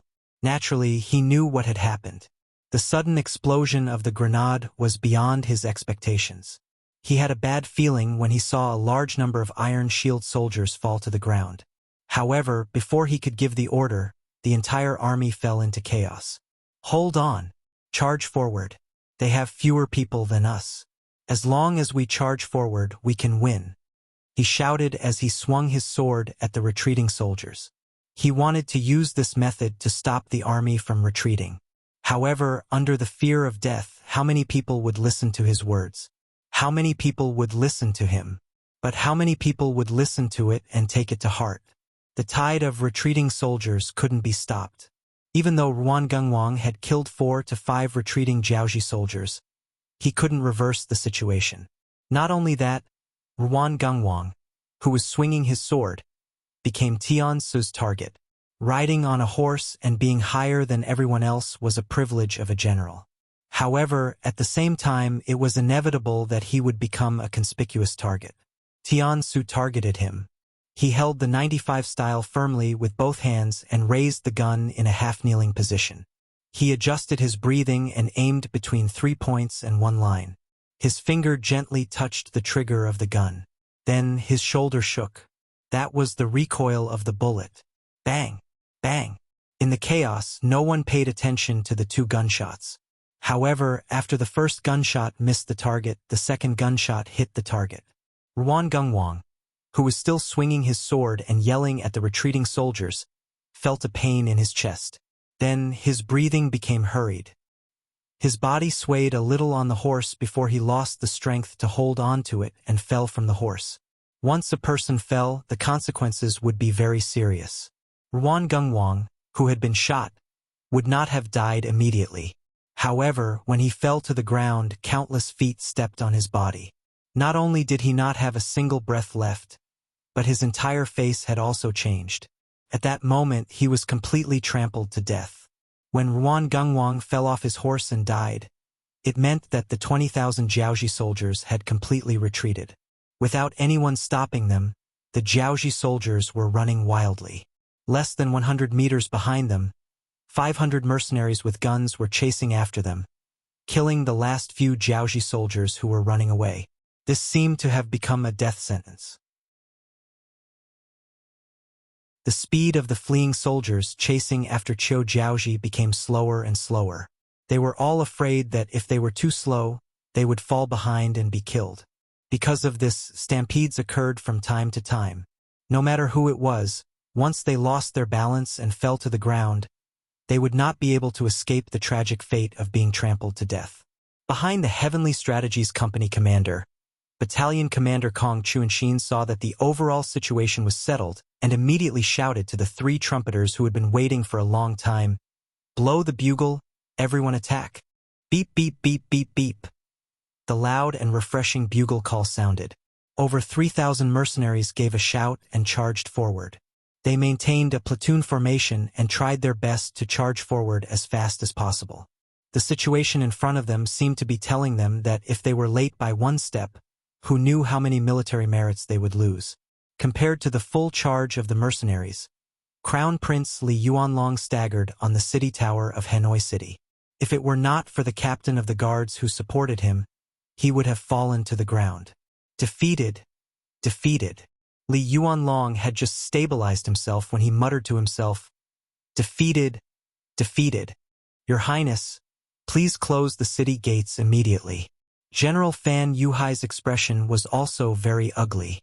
Fortunately, he had led troops for many years and was not as weak as the Crown Prince. "I agree." The other general, Huang Hua, also cupped his fist and said with his head lowered. Clearly, he could see that if this continued, the defeated Ruan Gungwang's troops would very likely attract the mercenaries into the city. Hearing the 2 generals express the same opinion, Li Yuanlong's face flashed with a hint of struggle. However, he quickly made a decision. He gritted his teeth and said, "Pass down this Crown Prince's order. Close the city gates." With this order, it meant that the 20,000 Jiaoji soldiers outside the city had completely given up. Ruan Gungwang was dead and his subordinates were running like headless flies. They only hoped to enter Hanoi City as soon as possible and save their lives. However, what they saw next was the scene of the eastern city gate closing from the inside. Unpleasant creaking sounds came from the thick and heavy city gate as it rapidly closed. "No, seeing that their only escape route was about to be sealed. At least 10,000 Jiaoji soldiers' eyes turned red. Some people's eyes were filled with despair. Some people ran faster, hoping to rush into the city at the last moment. There were also people who ran towards the empty trebuchet. Then, everyone worked together to change the direction of the heavy trebuchet. Since they have already abandoned us, then don't blame us for using our own methods to fight back. A somewhat famous Chiliarch yelled and ordered the soldiers under him to put the huge rocks into the trebuchet. The trebuchet began to bombard Hanoi City behind them. As he bombarded the trebuchet, the Chiliarch yelled to the approaching mercenaries, "We surrender. We are willing to help you take down Hanoi City and atone for our crimes." With this yell, many Jiaoji soldiers quickly responded. In order to live, they had to show a stance. "Stop firing!" Company Commander Tian Su, who had already reloaded his 4th magazine, saw the change in the situation and immediately stopped the advancing mercenaries. Originally, he wanted to follow behind the Jiaoji soldiers into Hanoi City. This was also the military order he made in front of Battalion Commander Kong Chuanxin. However, when he saw the city gates close in advance, he became anxious. Although he still had a backup plan, it was still more troublesome. However, when he saw the sudden change in front of him, he suddenly had an idea. Why not use these defeated soldiers to help him take down the city? The 400 people beside him were all treasures. It would be best if he could save one of them. After making up his mind, Tian Su followed the situation and yelled, "Any Jiaoji soldiers who help the mercenaries take down the city will be atoned for their crimes and will not be killed. Anyone who still wants to resist will be killed without mercy." The 400 soldiers who were stopped by Tian Su didn't understand what he was planning. However, when they heard his yell, they all understood. In the following moment, they all followed Tian Su's lead and yelled, "Kill without mercy." Attacking was atoning for their crimes and atoning for their crimes. The Jiaoji soldiers who were already at their wits' end saw a sliver of opportunity before their deaths. How could they not grasp it with all their might? One by one, they ran to the catapults and began to help take down Hanoi City's city gate tower. These catapults were used to prevent the mercenaries from attacking. They were placed very close to Hanoi City's city gate tower, less than 50 meters away. Now that they were being used as tools to take down the city gates, one could imagine how big of a threat they were. When a random boulder was thrown, it actually flew over the city gate tower and landed in Hanoi City. Just this boulder alone was enough to harm countless innocent people in the city. "Bastards, bastards! Release the arrows and kill them!" Seeing these defeated soldiers helping the mercenaries against him, Crown Prince Li Yuanlong's expression turned ugly as he yelled at the top of his lungs. The Crown Prince had given the order. Although he knew that the people below were soldiers of his own country, seeing them throw boulders into the city and injure countless people, Fan Yuhai, Huang Hua and the other generals gritted their teeth and ordered fiercely, "Fire the arrows!" After a few breaths, arrows rained down. For a moment, the battle outside the city was very lively. On the contrary, Commander Tian Su and the others who were following behind became less anxious. "Commander, should we lend a hand?" A platoon leader of the Lung Feng platoon couldn't help but ask when he saw the Jiaoji soldiers fighting with their own people so fiercely. "There's no need to hurry. Let's wait until their morale is low before we make a move." Not only did Tian Su speak unhurriedly, he even sat down on the ground to take a good rest during the battle. With Commander Tian Su taking the lead, the other 500 mercenaries also sat down on the ground. Each of them hugged their guns and looked at the lively scene 200 meters away, occasionally pointing at it. By the time Battalion Commander Kong Chuanxin arrived with his main force, this was the scene that greeted him. However, Kong Chuanxin didn't have any intention of reprimanding Tian Su. Perhaps he had the same thought. Therefore, he ordered his troops to take advantage of this time to take a good rest while calling someone to call Tian Su over. "That battle just now was pretty good. You showed the might of the Lung Feng platoon. What do you plan to do next?" Kong Chuanxin asked as he pointed at the flat ground beside him, indicating that Tian Su could sit down. Of course, Kong Chuanxin knew what to do. However, he still asked because he wanted to test Tiansu. As the mercenary army continued to grow, the ranks and structure of the troops also increased. It was only a matter of time before someone like him, who had military achievements and experience, rose to the top. However, if he wanted to secure a high position, it would depend on whether he had capable subordinates. Clearly, at this moment, he was nurturing Tiansu as a trusted aide.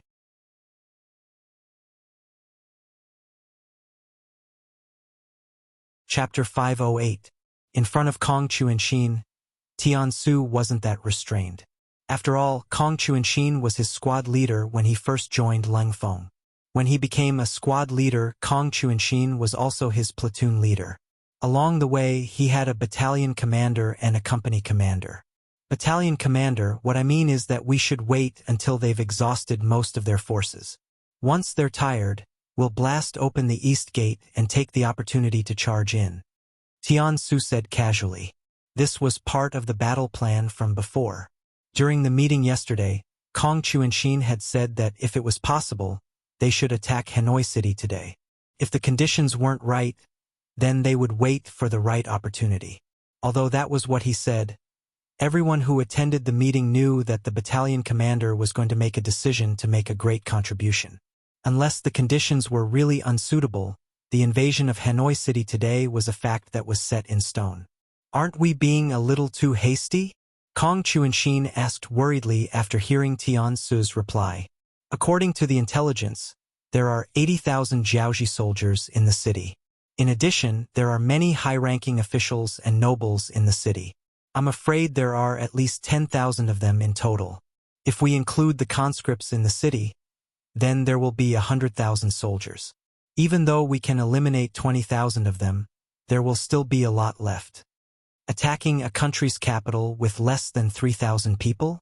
Moreover, the enemy had already made some preparations for defense. Such a thing sounded like a joke. However, it was a completely different story when the same thing happened to the mercenaries. With their excellent military quality, excellent physical fitness, and most importantly, excellent weapons and equipment, it was normal for them to win a battle with a small number of people. Therefore, Kong Chuanxin wasn't worried about whether they could attack the city. Instead, he was worried about whether they could gain a foothold after entering the city. If they went in first and were chased out, then it would be really embarrassing. When the sixth young master arrived with the main force of the army, wouldn't they be too ashamed to meet him? Tiansu naturally understood this as well. Therefore, he nodded in agreement. Then, he said, "Battalion commander, riches and honor are found in danger. This time, you finally have the opportunity to lead the team alone. It would be a pity if you don't fight for it."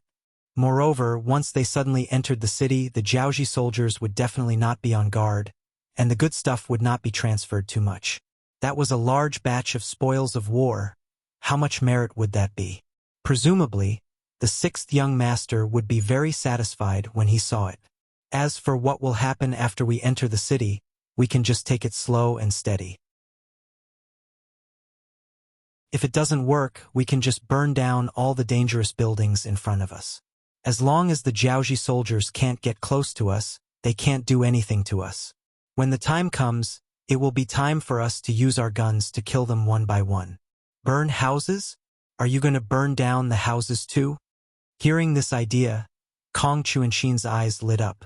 However, when he thought about how the sixth young master often said that he wanted to get along well with the people, he couldn't help but hesitate.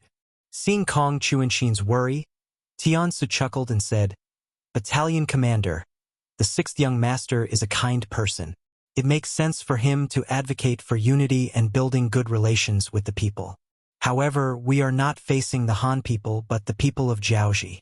Perhaps there are kind people among them, but most of them are still hostile to us.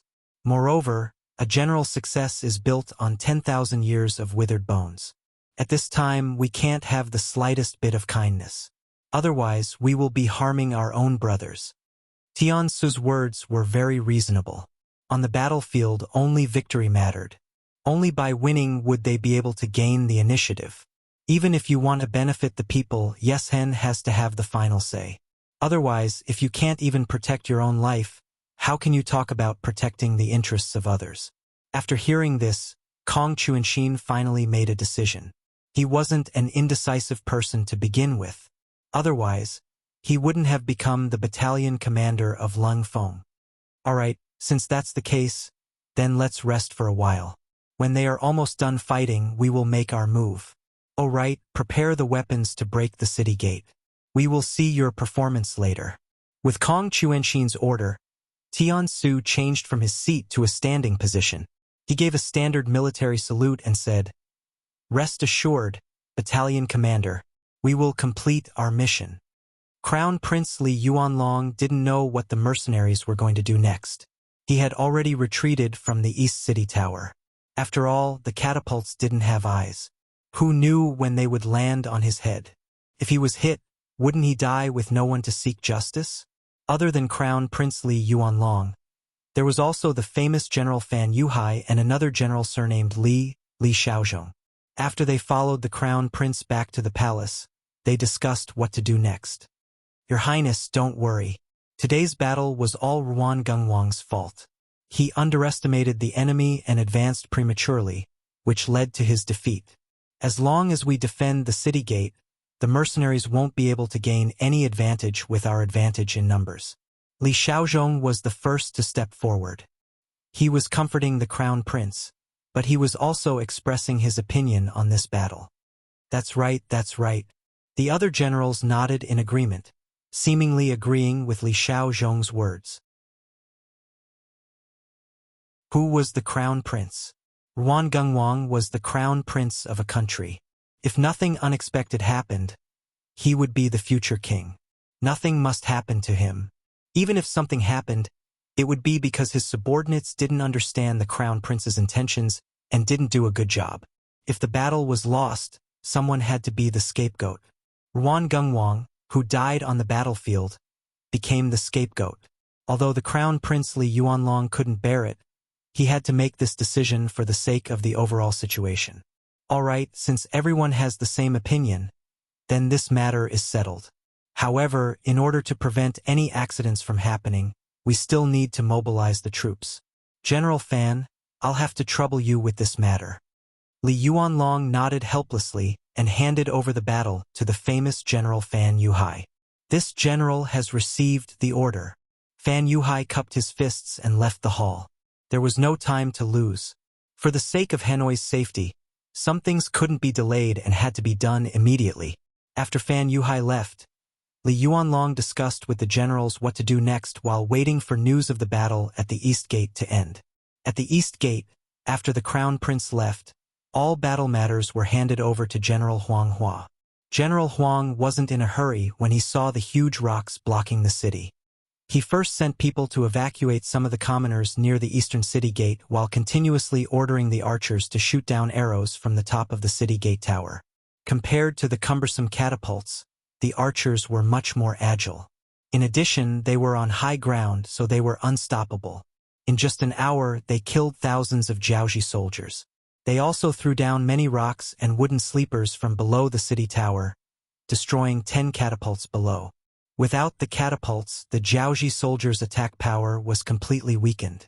They didn't even have many bows and arrows in their hands, so they became live targets with nowhere to hide. Seeing more and more of their brothers die, some of the Jiaoji soldiers turned around and ran toward the mercenaries. When they were 300 meters away, they threw down their weapons and knelt down to surrender. Everyone had the desire to live. Seeing that there was no way out, they could only turn around and beg for mercy.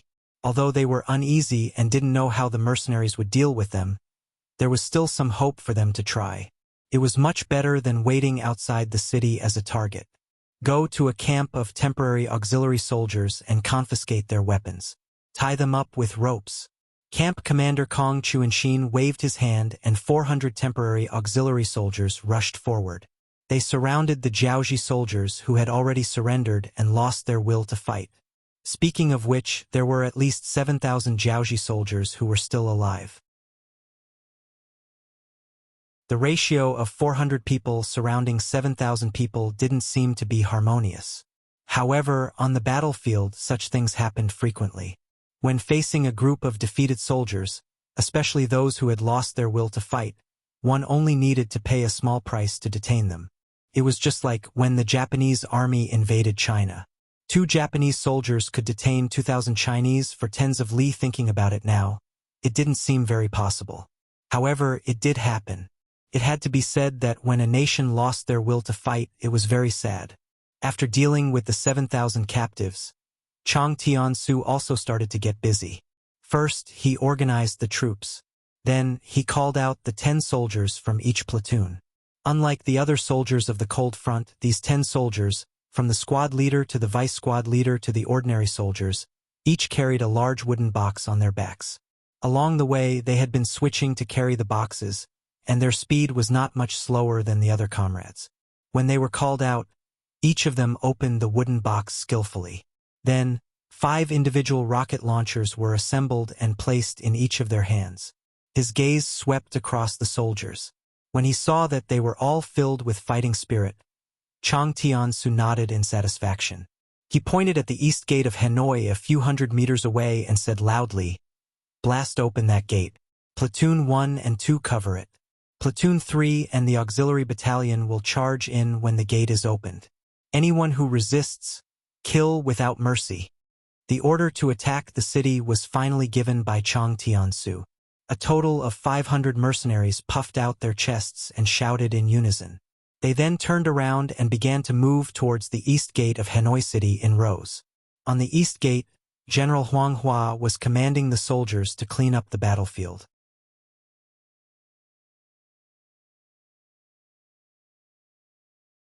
Chapter 509.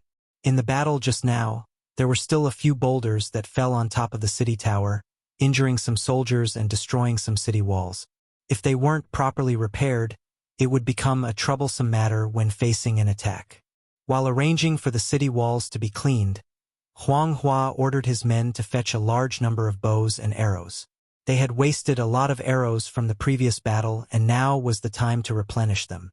"General, look, they are moving. It seems like they are heading towards us." A soldier in charge of observing the mercenaries shouted loudly, attracting the attention of everyone, including Huang Hua. "They are really coming." Following that, a Jiaoji soldier shouted loudly. Could be heard that there was a hint of fear in this shout. Huang Hua was also awakened by the shout. When he saw that the mercenaries were indeed moving towards the east gate, his expression changed drastically. He had always thought that after the previous wave of attacks, the mercenaries would know the difficulty of attacking the city. At the very least, there would be a period of respite before the main force of the enemy arrived. However, he did not expect that they would dare to launch another attack with less than 3,000 men. Are they tired of living? Don't they know that with the city walls as cover, it is impossible for them to charge up with just 3,000 men? Many thoughts flashed through his mind in an instant. Although Huang Hua did not know what they would do, as a general, he instinctively ordered his soldiers to get into position and prepare to defend the city. He did not immediately send someone to inform the crown prince because he was still somewhat confident. With the sturdy city walls, they should be able to withstand the attacks of the mercenaries. Of course, he was more curious because he did not see any siege ladders in the enemy's hands. How were they going to attack the city? Just as this thought flashed through his mind, he suddenly thought of how Wan Gungwang was defeated. When he thought about the advanced weapons that could explode when thrown out, he felt his scalp go numb. He shouted to the Jiaoji soldiers beside him, "Archers, get ready. Don't let them get close to the city gates. Don't let them blow up the city gates. Also, send someone to inform the crown prince that we need reinforcements. The more, the better." Huang Hua's shouts caused the Jiaoji soldiers on the city walls to panic. Just when the mercenaries were 200 meters away from the city walls, the battlements were filled with archers. They knocked their arrows and prepared to shoot at the enemy at any moment. The archers were ready, but the mercenaries didn't do as they wished. They stopped when they were 130 meters away from the tower. In this position, the archers had no room to display their skills. Even if an arrow was shot, it wouldn't be able to reach that far. What are they doing? Seeing the mercenaries suddenly stop, all the Jiaoji soldiers on the tower widened their eyes. General Huang Hua, who was leading the team, had a bad premonition. However, he still couldn't figure out what the other party wanted to do. At a distance of 130 meters, Tian-Su ordered the army to stop. Then, the 5 rocket launchers took another 5 steps forward. Then, 3 of them aimed at the city gate while 2 of them aimed at the city tower. It only took them a few seconds to do all this. From this point, it seemed like they had been training for a long time. They were fully prepared. The first squad leader was one of the 5 rocket launchers. Seeing that his comrades were ready, he first took a deep breath and stabilized his breathing. Then he began the countdown. 5, 4, 3, 2, 1. The moment the word 1 rang out, 5 cannonballs with flames flew out horizontally, whistling through the air and flying straight towards their respective targets. Boom, boom, boom, boom, boom. 5 deafening sounds rang out one after another, shocking everyone's eyes. Not only were the rocket launchers shocking, but their effects were also very shocking. The 2 rockets that were aimed at the city tower exploded in the crowd of Jiaoji soldiers. One of them was even close to General Huang Hua. The moment the explosion sounded, the powerful impact threw General Huang Hua to the ground. The 2 Jiaoji soldiers who were standing at the spot where the explosion hit were blown into pieces. There wasn't a single intact part of their bodies. They were completely obliterated. After the 3 rocket launchers that were aimed at the East City Gate exploded, the impact was even greater. They directly blew up half of the city gate, creating a 3 to 4 meter wide opening. People could easily pass through. Fire! The Tian-Su company commander, who was already prepared, was waiting for this scene. Seeing that the rocket launchers had completed their initial target, he shouted loudly. Then, he led the troops with the Type 95 and fired at the Jiaoji archers on the city tower who were still in a daze. At a distance of 130 meters, the archers couldn't do anything to the mercenaries. However, regardless of whether it was the Type 95 or the Type 81 assault rifle, they didn't take this distance seriously. The bullets in their barrels could easily land on the city tower, dealing a heavy blow to the Jiaoji soldiers who weren't mentally prepared. Even though the bullets weren't mass-produced and lost some accuracy, at least 50% of the bullets still hit the enemy. Even if the bullets didn't hit their targets, once they hit the battlements, the impact was still frightening. It was enough to force the Jiaoji soldiers to retreat, not daring to expose themselves in the air without any cover. The 1st and 2nd platoons of Lung Feng soldiers used the Type 95 to suppress the archers on the city tower. The 3 platoons of Lung Feng and a battalion of auxiliary soldiers used this opportunity to charge towards the ruined East City Gate. First, a few grenades were tossed out nearby. Not only did they blow up the entrance of the city gate, but they also scared off the Jiaoji soldiers who wanted to reinforce the city gate. Then, the 400 mercenaries advanced triumphantly, taking advantage of this opportunity to kill their way into the city. After Tian-Su's side achieved victory, Battalion Commander Kong Chuanshin led the main force and rushed over. They entered one after another, stabilizing their advantage. On the city tower, Huang Hua, who was knocked down by the rocket launchers, stood up under the protection of a few bodyguards. When he looked down at the city, he could feel the blood in his heart spurting out. It's over, it's over, it's all over. He sat on the ground with a thump. With the city gate lost, as the general of the city defense, he had an undeniable responsibility. General, the mercenaries are coming up the city ladder. Let's kill our way out. One of the bodyguards saw that the Jiaoji soldiers who wanted to escape didn't go far down the city ladder before a series of gunshots rang out. Then they all ran back up the city tower. He guessed what had happened and suggested to Huang Hua. It's useless. We'll die if we kill our way out. Huang Hua shook his head dejectedly. He knew this crown prince too well. Ruan Gengwang was the scapegoat for the previous failure. Then, he would definitely be the scapegoat for the loss of the city gate. In this way, whether they killed their way out or not, they would still die. Seeing that the general had no intention of killing his way out, the bodyguard kindly reminded him, "General, why don't we surrender?" Just now, the soldiers outside the city surrendered. They all survived. Surrender? Huang Hua shook his head and said decisively, "Our Jiaoji generals will only die standing, not kneel down to live. Come on, take out my broadsword and fight it out with those mercenaries. If I kill one, I'll break even. If I kill two, I'll make a profit. Under Huang Hua's command, the Jiaoji soldiers on the city tower seemed to have found their backbone. Then, the 1,000 men began to charge down the city ladder in an organized manner. They shouted and yelled, creating quite a commotion. However, the city ladder wasn't wide to begin with. As long as two Type 95 pistols took turns to guard it and fire continuously, no one would be able to charge down the 20-meter-long spiral city ladder. After only 2 waves of attacks and over 50 people died, the other soldiers couldn't take it anymore. This was clearly the rhythm of charging down to die. There wasn't any hope of survival. Who would be willing to do it? No one was willing to charge down. This angered Huang Hua.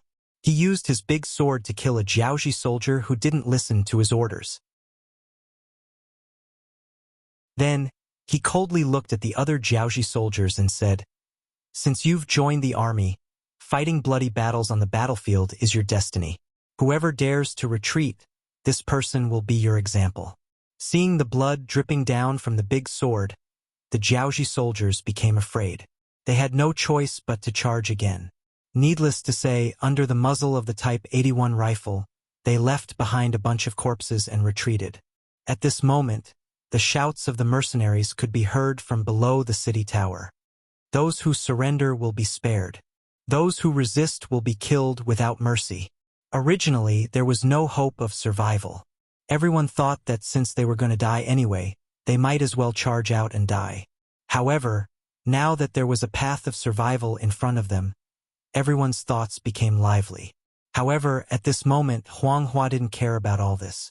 Seeing that another charge had failed, he still ordered the other Jiaoji soldiers to continue charging. He even said that even if they were to die, they should die on the way. It had to be said that Huang Hua was a brave general. However, it was a pity that sometimes a general's bravery wasn't enough to win a battle. Just like now, when everyone was in a dilemma, if you didn't want to encourage them and wanted to force them to die, who would listen to you? There were still a few centurions in the Jiaoji army. After they quickly exchanged glances, they brought their trusted aides and surrounded Huang Hua. "What are you guys doing?" Huang Hua's personal guards saw that the situation wasn't right. They shouted loudly, hoping to use their shouts to scare the enemy. If it was any other time, such shouts would definitely be effective. However, in the face of life and death, such shouts were clearly ineffective. The Jiaoji soldiers only hesitated for a moment before they began to surround them.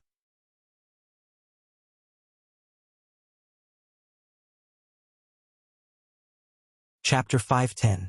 Since there were people who wanted them to die in order to survive, they had no choice but to sacrifice themselves. Even though it seemed a little inappropriate to say these words, the truth was as such. The Jiaoji soldiers who wanted to live and surrender surrounded Huang Hua and his bodyguards. Then someone stabbed the first sword. After a series of clashing sounds, Huang Hua died in battle. His body was thrown to the city stairs and a white flag was hung high. The fall of Jiaoji's eastern city gate tower was completely out of Crown Prince Li Yuanlong's expectations.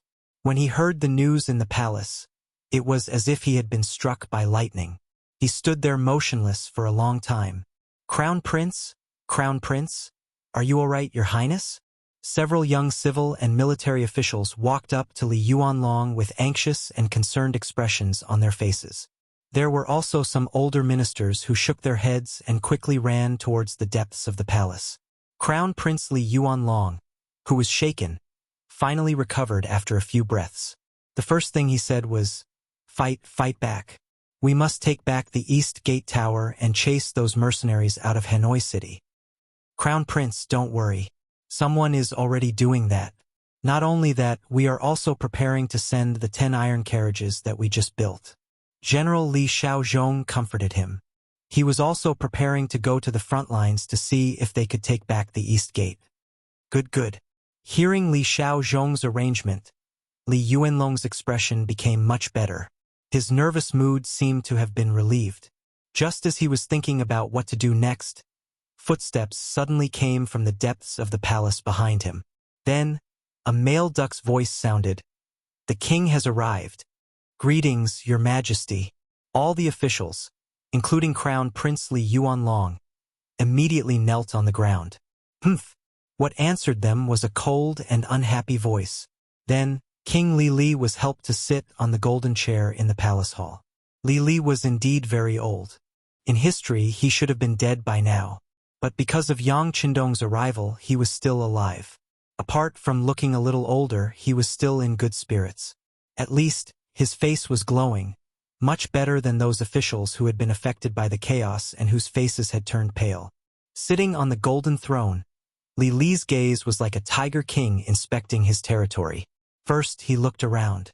Many officials and generals who were stared at by him couldn't help but lower their heads. Seemingly satisfied with the result, Li looked at Li Yuanlong again and shook his head. "Crown Prince, why do you only want to fight them head-on? Could it be that you think that the other party would retreat after killing their way through the city gates? You've really disappointed Father. This child is slow-witted. Father, please enlighten me." Li Yuanlong really didn't know what to say. The situation was messed up by him, and he indeed had an unavoidable responsibility. This was a heavy blow to his prestige as the crown prince. In the past, because Li Yuanlong was calm and generous, he had united many important officials and generals. Sometimes, King Li had to worry about his feelings when giving orders. There were even some who said in private that the king was getting old and should consider abdicating the throne. The Jiaoxi kingdom only had a young king to lead it to glory. These voices were the loudest in Zhejiang Prefecture, where the crown prince was. After all, the crown prince was there. Some local officials thought that the king was far away, and very few people cared about the old King Li. If this continued, it would not be good for the Jiaoxi kingdom. It was even possible that there would be an all-out war. King Li had his own information network, so he naturally knew a lot about this. He didn't want to give up the throne while he was still alive, nor did he want to see father and son turn against each other. In order to divert everyone's attention, the King of Min's envoy arrived, and he agreed to send troops to the South Ming Kingdom. However, he didn't think that the King of Min would be so snobbish and throw them aside as soon as he gained power. As for the Southern Ming Empire, all he wanted was a marriage alliance with a princess to express his goodwill. At the same time, he wanted to strengthen his authority in the Jiaoxi Empire. To think that the mercenaries would come all the way here and create such a chaotic situation. If the crown prince could do it, it would be because the king had a good eye for talent. If it didn't work, it would be because he had suppressed the crown prince's arrogance. Thus, Li had been watching coldly from the sidelines and didn't have any intention of making a move. Now that a hole had been opened in the capital, it was time for him to take charge of the situation and turn the tide. As soon as he appeared, he first reprimanded Li Yuanlong, strongly suppressing the crown prince's arrogance. When this hand was shown, those who originally wanted to flatter the crown prince's smelly feet had to think deeply. The old king was still alive. Should they restrain themselves? Just as some officials were considering their stance, King Li's voice sounded again. However, there was a sense of desolation in his voice. "Since they have already entered the city, we should leave. Pass down the order. The East Gate will continue to resist, but it doesn't need to be too intense. We just need to delay their advance. As for the others, withdraw from Haniai City and head to Shiyu City. General Fan Yuhai is already waiting for us there with a large group of warriors." What? As soon as the voice fell, everyone looked up with a puzzled expression. Although it was true that the mercenaries had taken down the East Gate, for the Jiaoxi Kingdom's capital, Haniai City, they still had the power to resist. In many people's eyes, if they were willing to pay a large price, it was not impossible to counterattack and take back the city gate. But why did they have to withdraw? What they didn't expect was that the king seemed to have known that things would develop like this and actually arranged a large number of soldiers in Shiyu City. They were still wondering why they couldn't see Fan Yuhai just now. It turned out that he had another important task. Many people couldn't figure it out, and their eyes fell on the crown prince Li Yuanlong, who was also kneeling on the ground. Obviously, they wanted the crown prince to stand up and question the king. Being looked at by so many expectant eyes, Li Yuanlong really wanted to stand up and say something. While he was thinking about what to say, King Li on the golden throne spoke first. That's right. I just received news that most of the Juzhen County has been captured by the mercenaries. I'm afraid that the southern Sun County will be in danger. Plop. This was the sound of the crown prince wanting to stand up, but before he could do so, he fell to the ground. The Juzhen County is the crown prince's headquarters and foundation. In the past few years, he had properly arranged all the officials there. It can be said that his orders there were far more effective than his father's. This was also what Li Yuanlong relied on. He just wanted to say that he would arrange for the Juzhen County to send troops to save Haniai City. But now the East Gate has been captured. This result was like a bolt from the blue that hit him so hard that he fell to the ground. At this moment, the only essence in his body seemed to have been sucked dry. The crown prince's performance fell into the eyes of some people. They quickly made a choice, and that was to continue supporting King Li. Look, the older the ginger, the spicier it is. With just a few words, the crown prince's reputation fell to the lowest point. It seems that he won't be able to recover in a few years. Even the crown prince didn't oppose it, so how could the other officials dare to question it? Besides, since the Juzhen County has been captured, it means that the mercenaries are serious. If this is the case, then Haniai City really can't be protected. It's better to take a step back and retreat to Shiyu City. Some people even think that even if they retreat to Shiyu City, it might not be the end. Fortunately, the king also said that General Fan Yuhai, who was supposed to deploy troops under the crown prince's orders, had already gone to Shiyu City. Moreover, he had already gathered a lot of troops there under the king's orders. This made some people feel more at ease. With the appearance of the king, the officials who didn't know what to do quickly went to make arrangements. After all, their family business was in Haniai City. Now that they suddenly wanted to leave, it would be very troublesome to pack up. It would take at least 3 to 5 days. King Li seemed to have noticed this problem. He waved his hand and said, "Remember, you only have 2 days. From now on, some things will be transported to Shiyu City. After 2 days, if anyone is still in the city, they will have to face the ferocious mercenaries alone."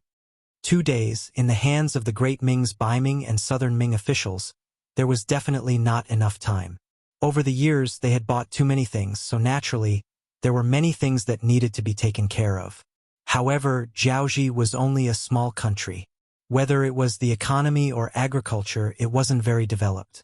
Even if the officials wanted to fish, there was a limit to what they could get. If they used the 2 days, they would be able to take care of most of it.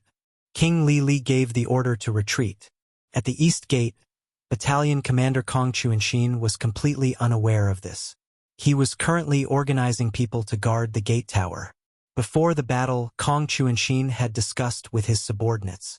It wasn't a big problem to take down Haniai City's East Gate by surprise. The key was whether or not they could defend it. After all, there were tens of thousands of Jiaoji soldiers in the city. Moreover, as long as they were organized properly, the Jiaoji citizens in the city could quickly form an army. If they really attacked like a wave, they would eventually run out of bullets. It was hard to say whether or not the 3,000 mercenaries would be able to defend the East Gate.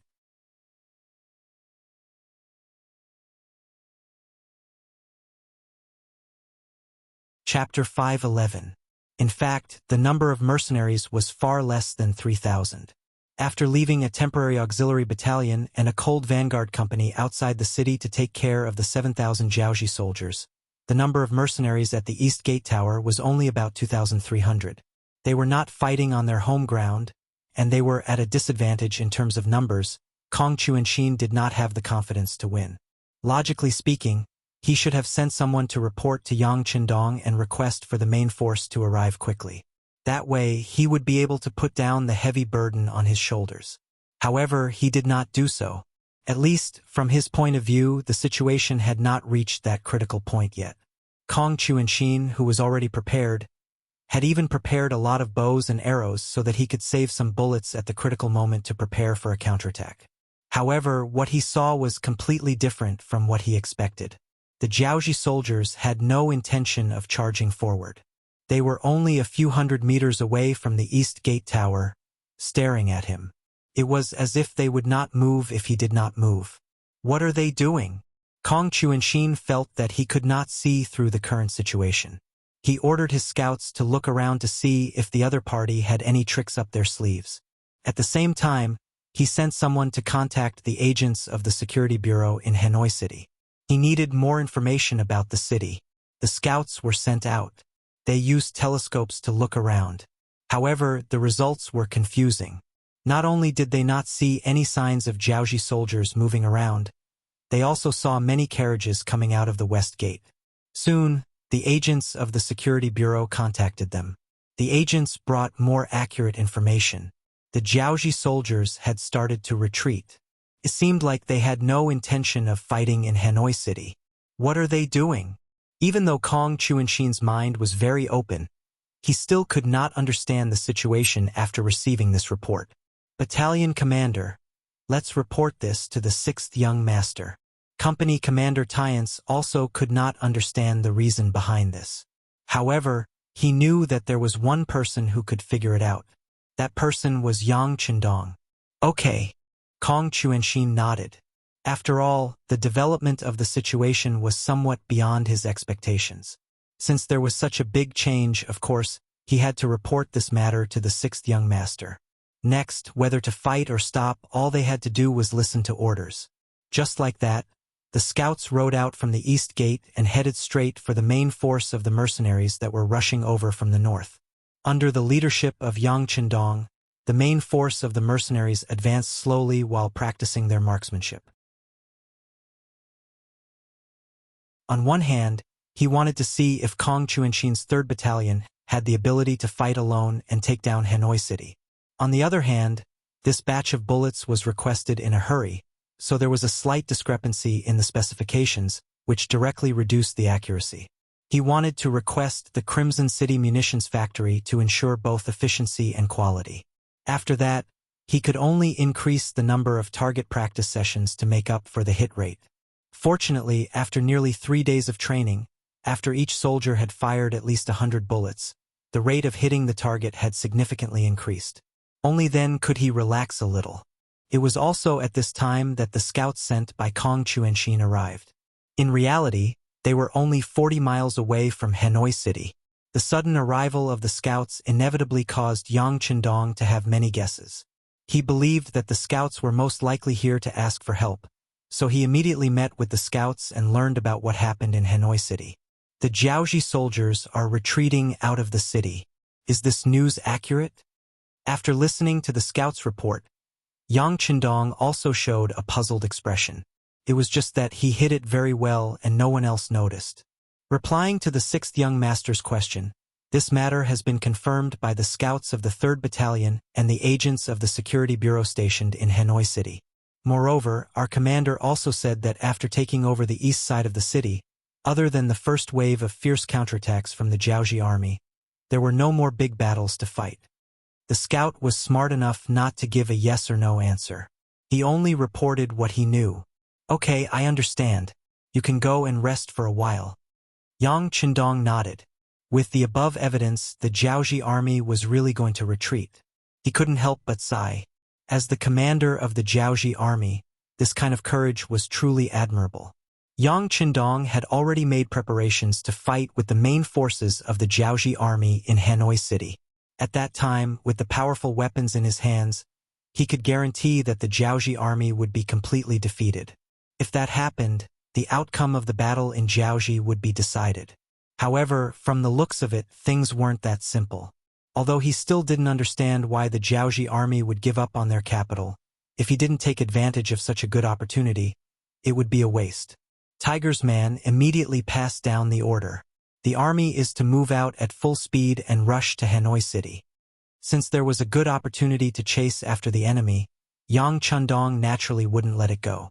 He immediately made the decision. After the order was given, the mercenary army, which had been moving slowly, suddenly moved forward at a rapid pace. The army of close to 60,000 men was like a long snake, heading straight for Hanoi City, the capital of Jiaoxi. It was only a distance of 40 li, and in less than 8 hours, the 60,000 men had all arrived. Outside the city, 3rd Battalion Commander Kong Chuanxin was leading a group of officers to welcome Yang Qindong's arrival. When they saw Yang Qindong approaching on horseback, Kong Chuanxin and the rest maintained their upright posture and gave a standard military salute. Yang Qindong dismounted from his horse, returned the salute, and shook hands with Kong Chuanxin and the rest. Then, he said with an extremely confident tone, "All of you have worked hard.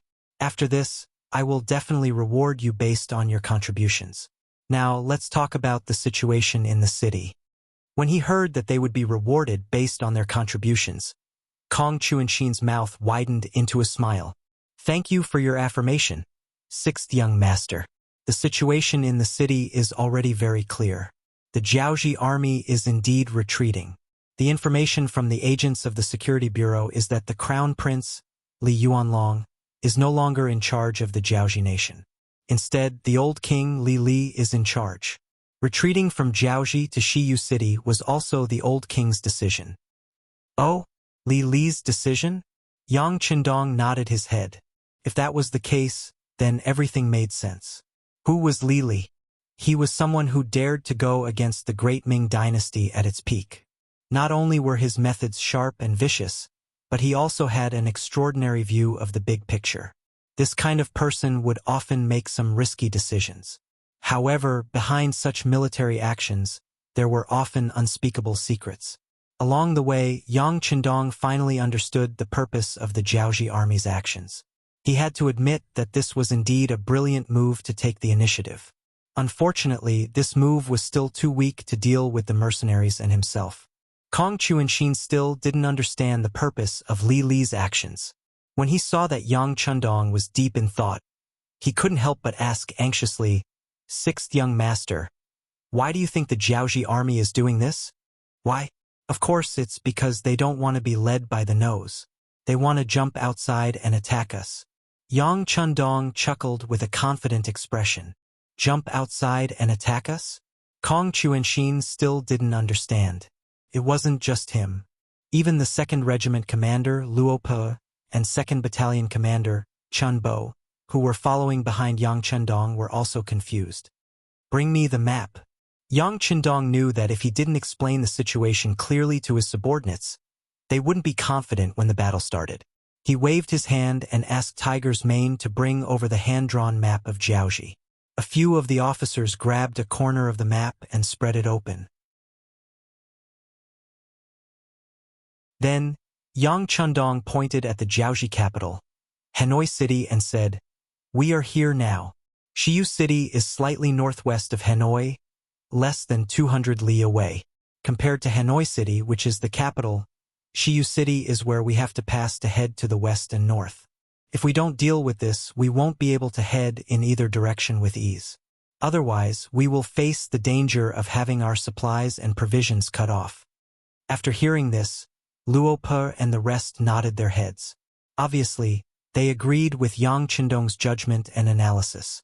Yang Qindong then pointed at the map and said, "Hanoi City is the capital of Jiaoxi, but at the same time, the environment here is very complicated. It's not like Chui City and Beidai City. There are many cities and roads that lead to Hanoi City. In other words, if we occupy this place, we will be attacked from all directions at any time. Although I don't know what that old man Li Li is thinking, I'm sure he will try to encircle us. With our limited manpower, we need to defend against enemies from all directions. On top of that, we have to deal with the mess in Hanoi City. It's not going to be easy." As he gestured for Tiger's Mane to keep the map, Yang Qindong looked at Luo Pe and the rest and asked, "How about it? If you have any thoughts or opinions, feel free to voice them out." Facing Yang Qindong's encouraging gaze, Luo Pe only hesitated for a moment before voicing his worries. "Reporting to 6th young master, the encirclement won't be a threat to us for the time being. We will talk about it after the enemy has settled down. However, the internal strife in Hanoi City must be resolved. In order to solve the problem of chaos, we must first solve the problem of food. Food has become the most important thing.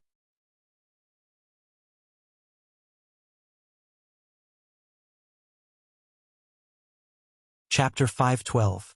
Haha, not bad. Yang Chendong was very happy to see Luo Pa hit the nail on the head. He really hoped that his officers could grow quickly and become independent. Otherwise, conquering the world was a huge undertaking, and it was impossible to rely on a few limited people. Commander Luo is right. Since that is the case, what are we waiting for? 6th Young Master, the 2nd Battalion requests for battle. Battalion Commander Chen Bo, who was eager to give it a try, was the first to speak when he saw the opportunity. The 3rd Battalion Commander, Kong Chuanxin, was still contemplating the pros and cons of this plan when Chen Bo suddenly spoke up to snatch the right to lead the attack. He immediately said in dissatisfaction, "Battalion Commander Chen, Hanoi City was conquered by our 3rd Battalion first. The task of entering the city and snatching the rations should naturally be done by our 3rd Battalion. Isn't that right, Regiment Commander?" Seeing that both of his battalion commanders were requesting to join the battle, Luo Pa smiled at Political Commissar Kong Jia. Then, he looked at Yang Chendong without blinking. As a commander, he couldn't favor one and discriminate against the other. Of course, it was best to let the 6th Young Master handle this. Yang Chendong knew that the food was important now, and it wasn't the time to argue. He immediately said, "All right, 3rd Battalion has taken down Hanoi's East City Tower. They are very tired.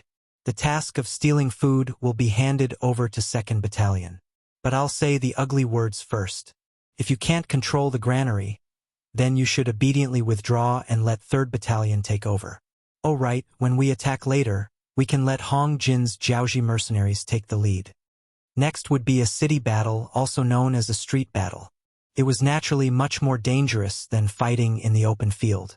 Of course, such a dangerous task would be left to Hong Jin's Jiaoji mercenaries. 6th Young Master, please don't worry. 2nd Battalion will complete the task. Chen Bo saluted and went to prepare.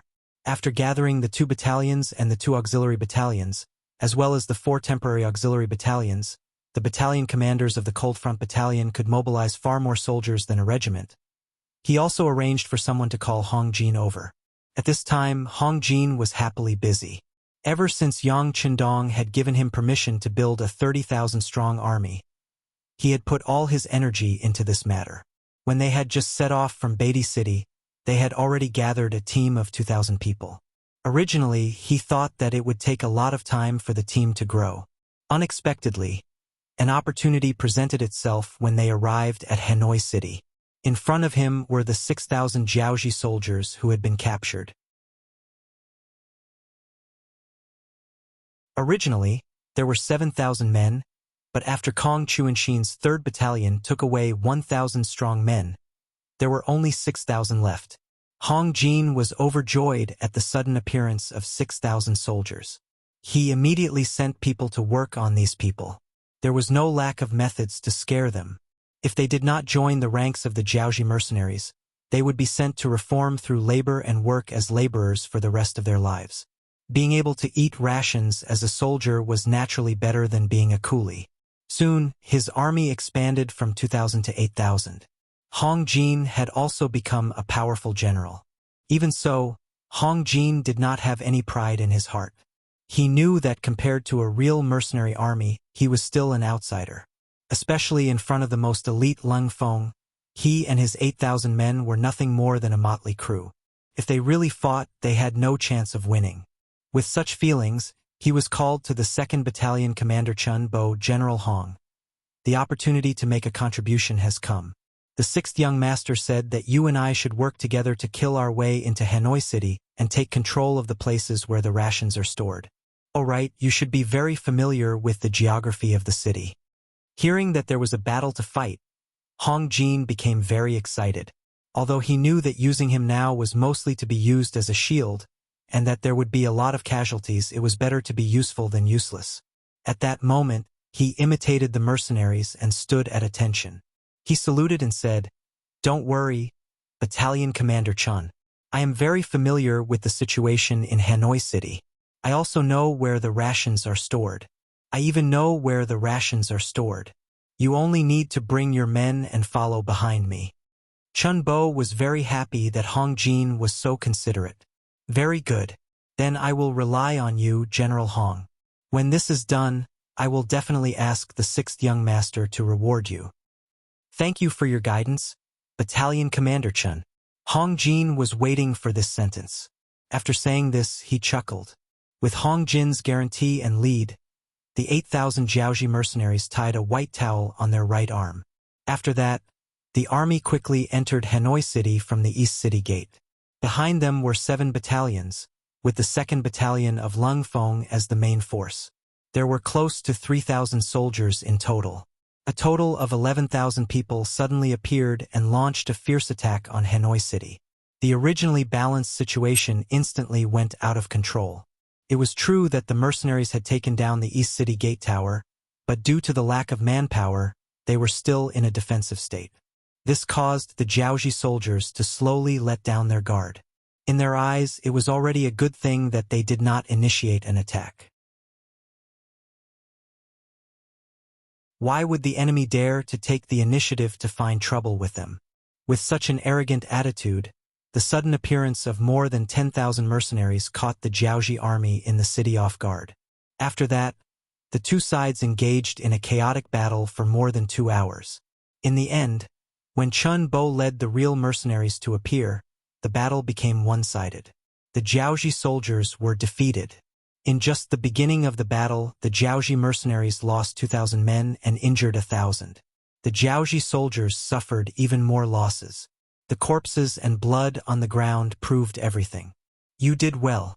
There are always casualties in war. However, these deaths are valuable. Chun Bo was afraid that Hong Jin would be heartbroken over the loss. He walked over and patted Hong Jin's shoulder, encouraging him. I am fine. Don't worry, Battalion Commander Chin. Next, we can charge to the 3rd Street in the west. There is a granary in the city there. Hong Jin shook his head and chuckled. Speaking of which, Chin Bo was overly worried. Just as he had said, how could there be no deaths in a war? Often, in a big war, even if the winning side lost thousands or tens of thousands of people, it was an extremely normal thing.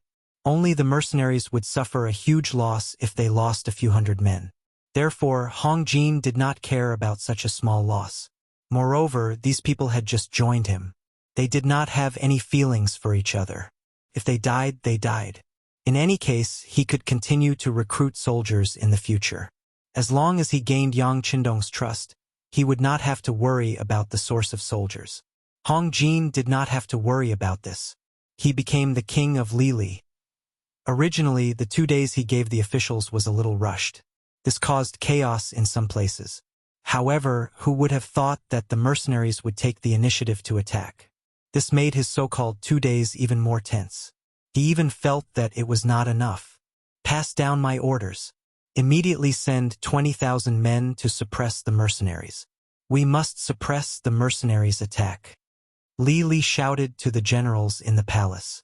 When he turned around and left the palace, he ordered the people in the palace to quickly leave the city with him. Take what you can take and don't take what you can't take. Just hide them.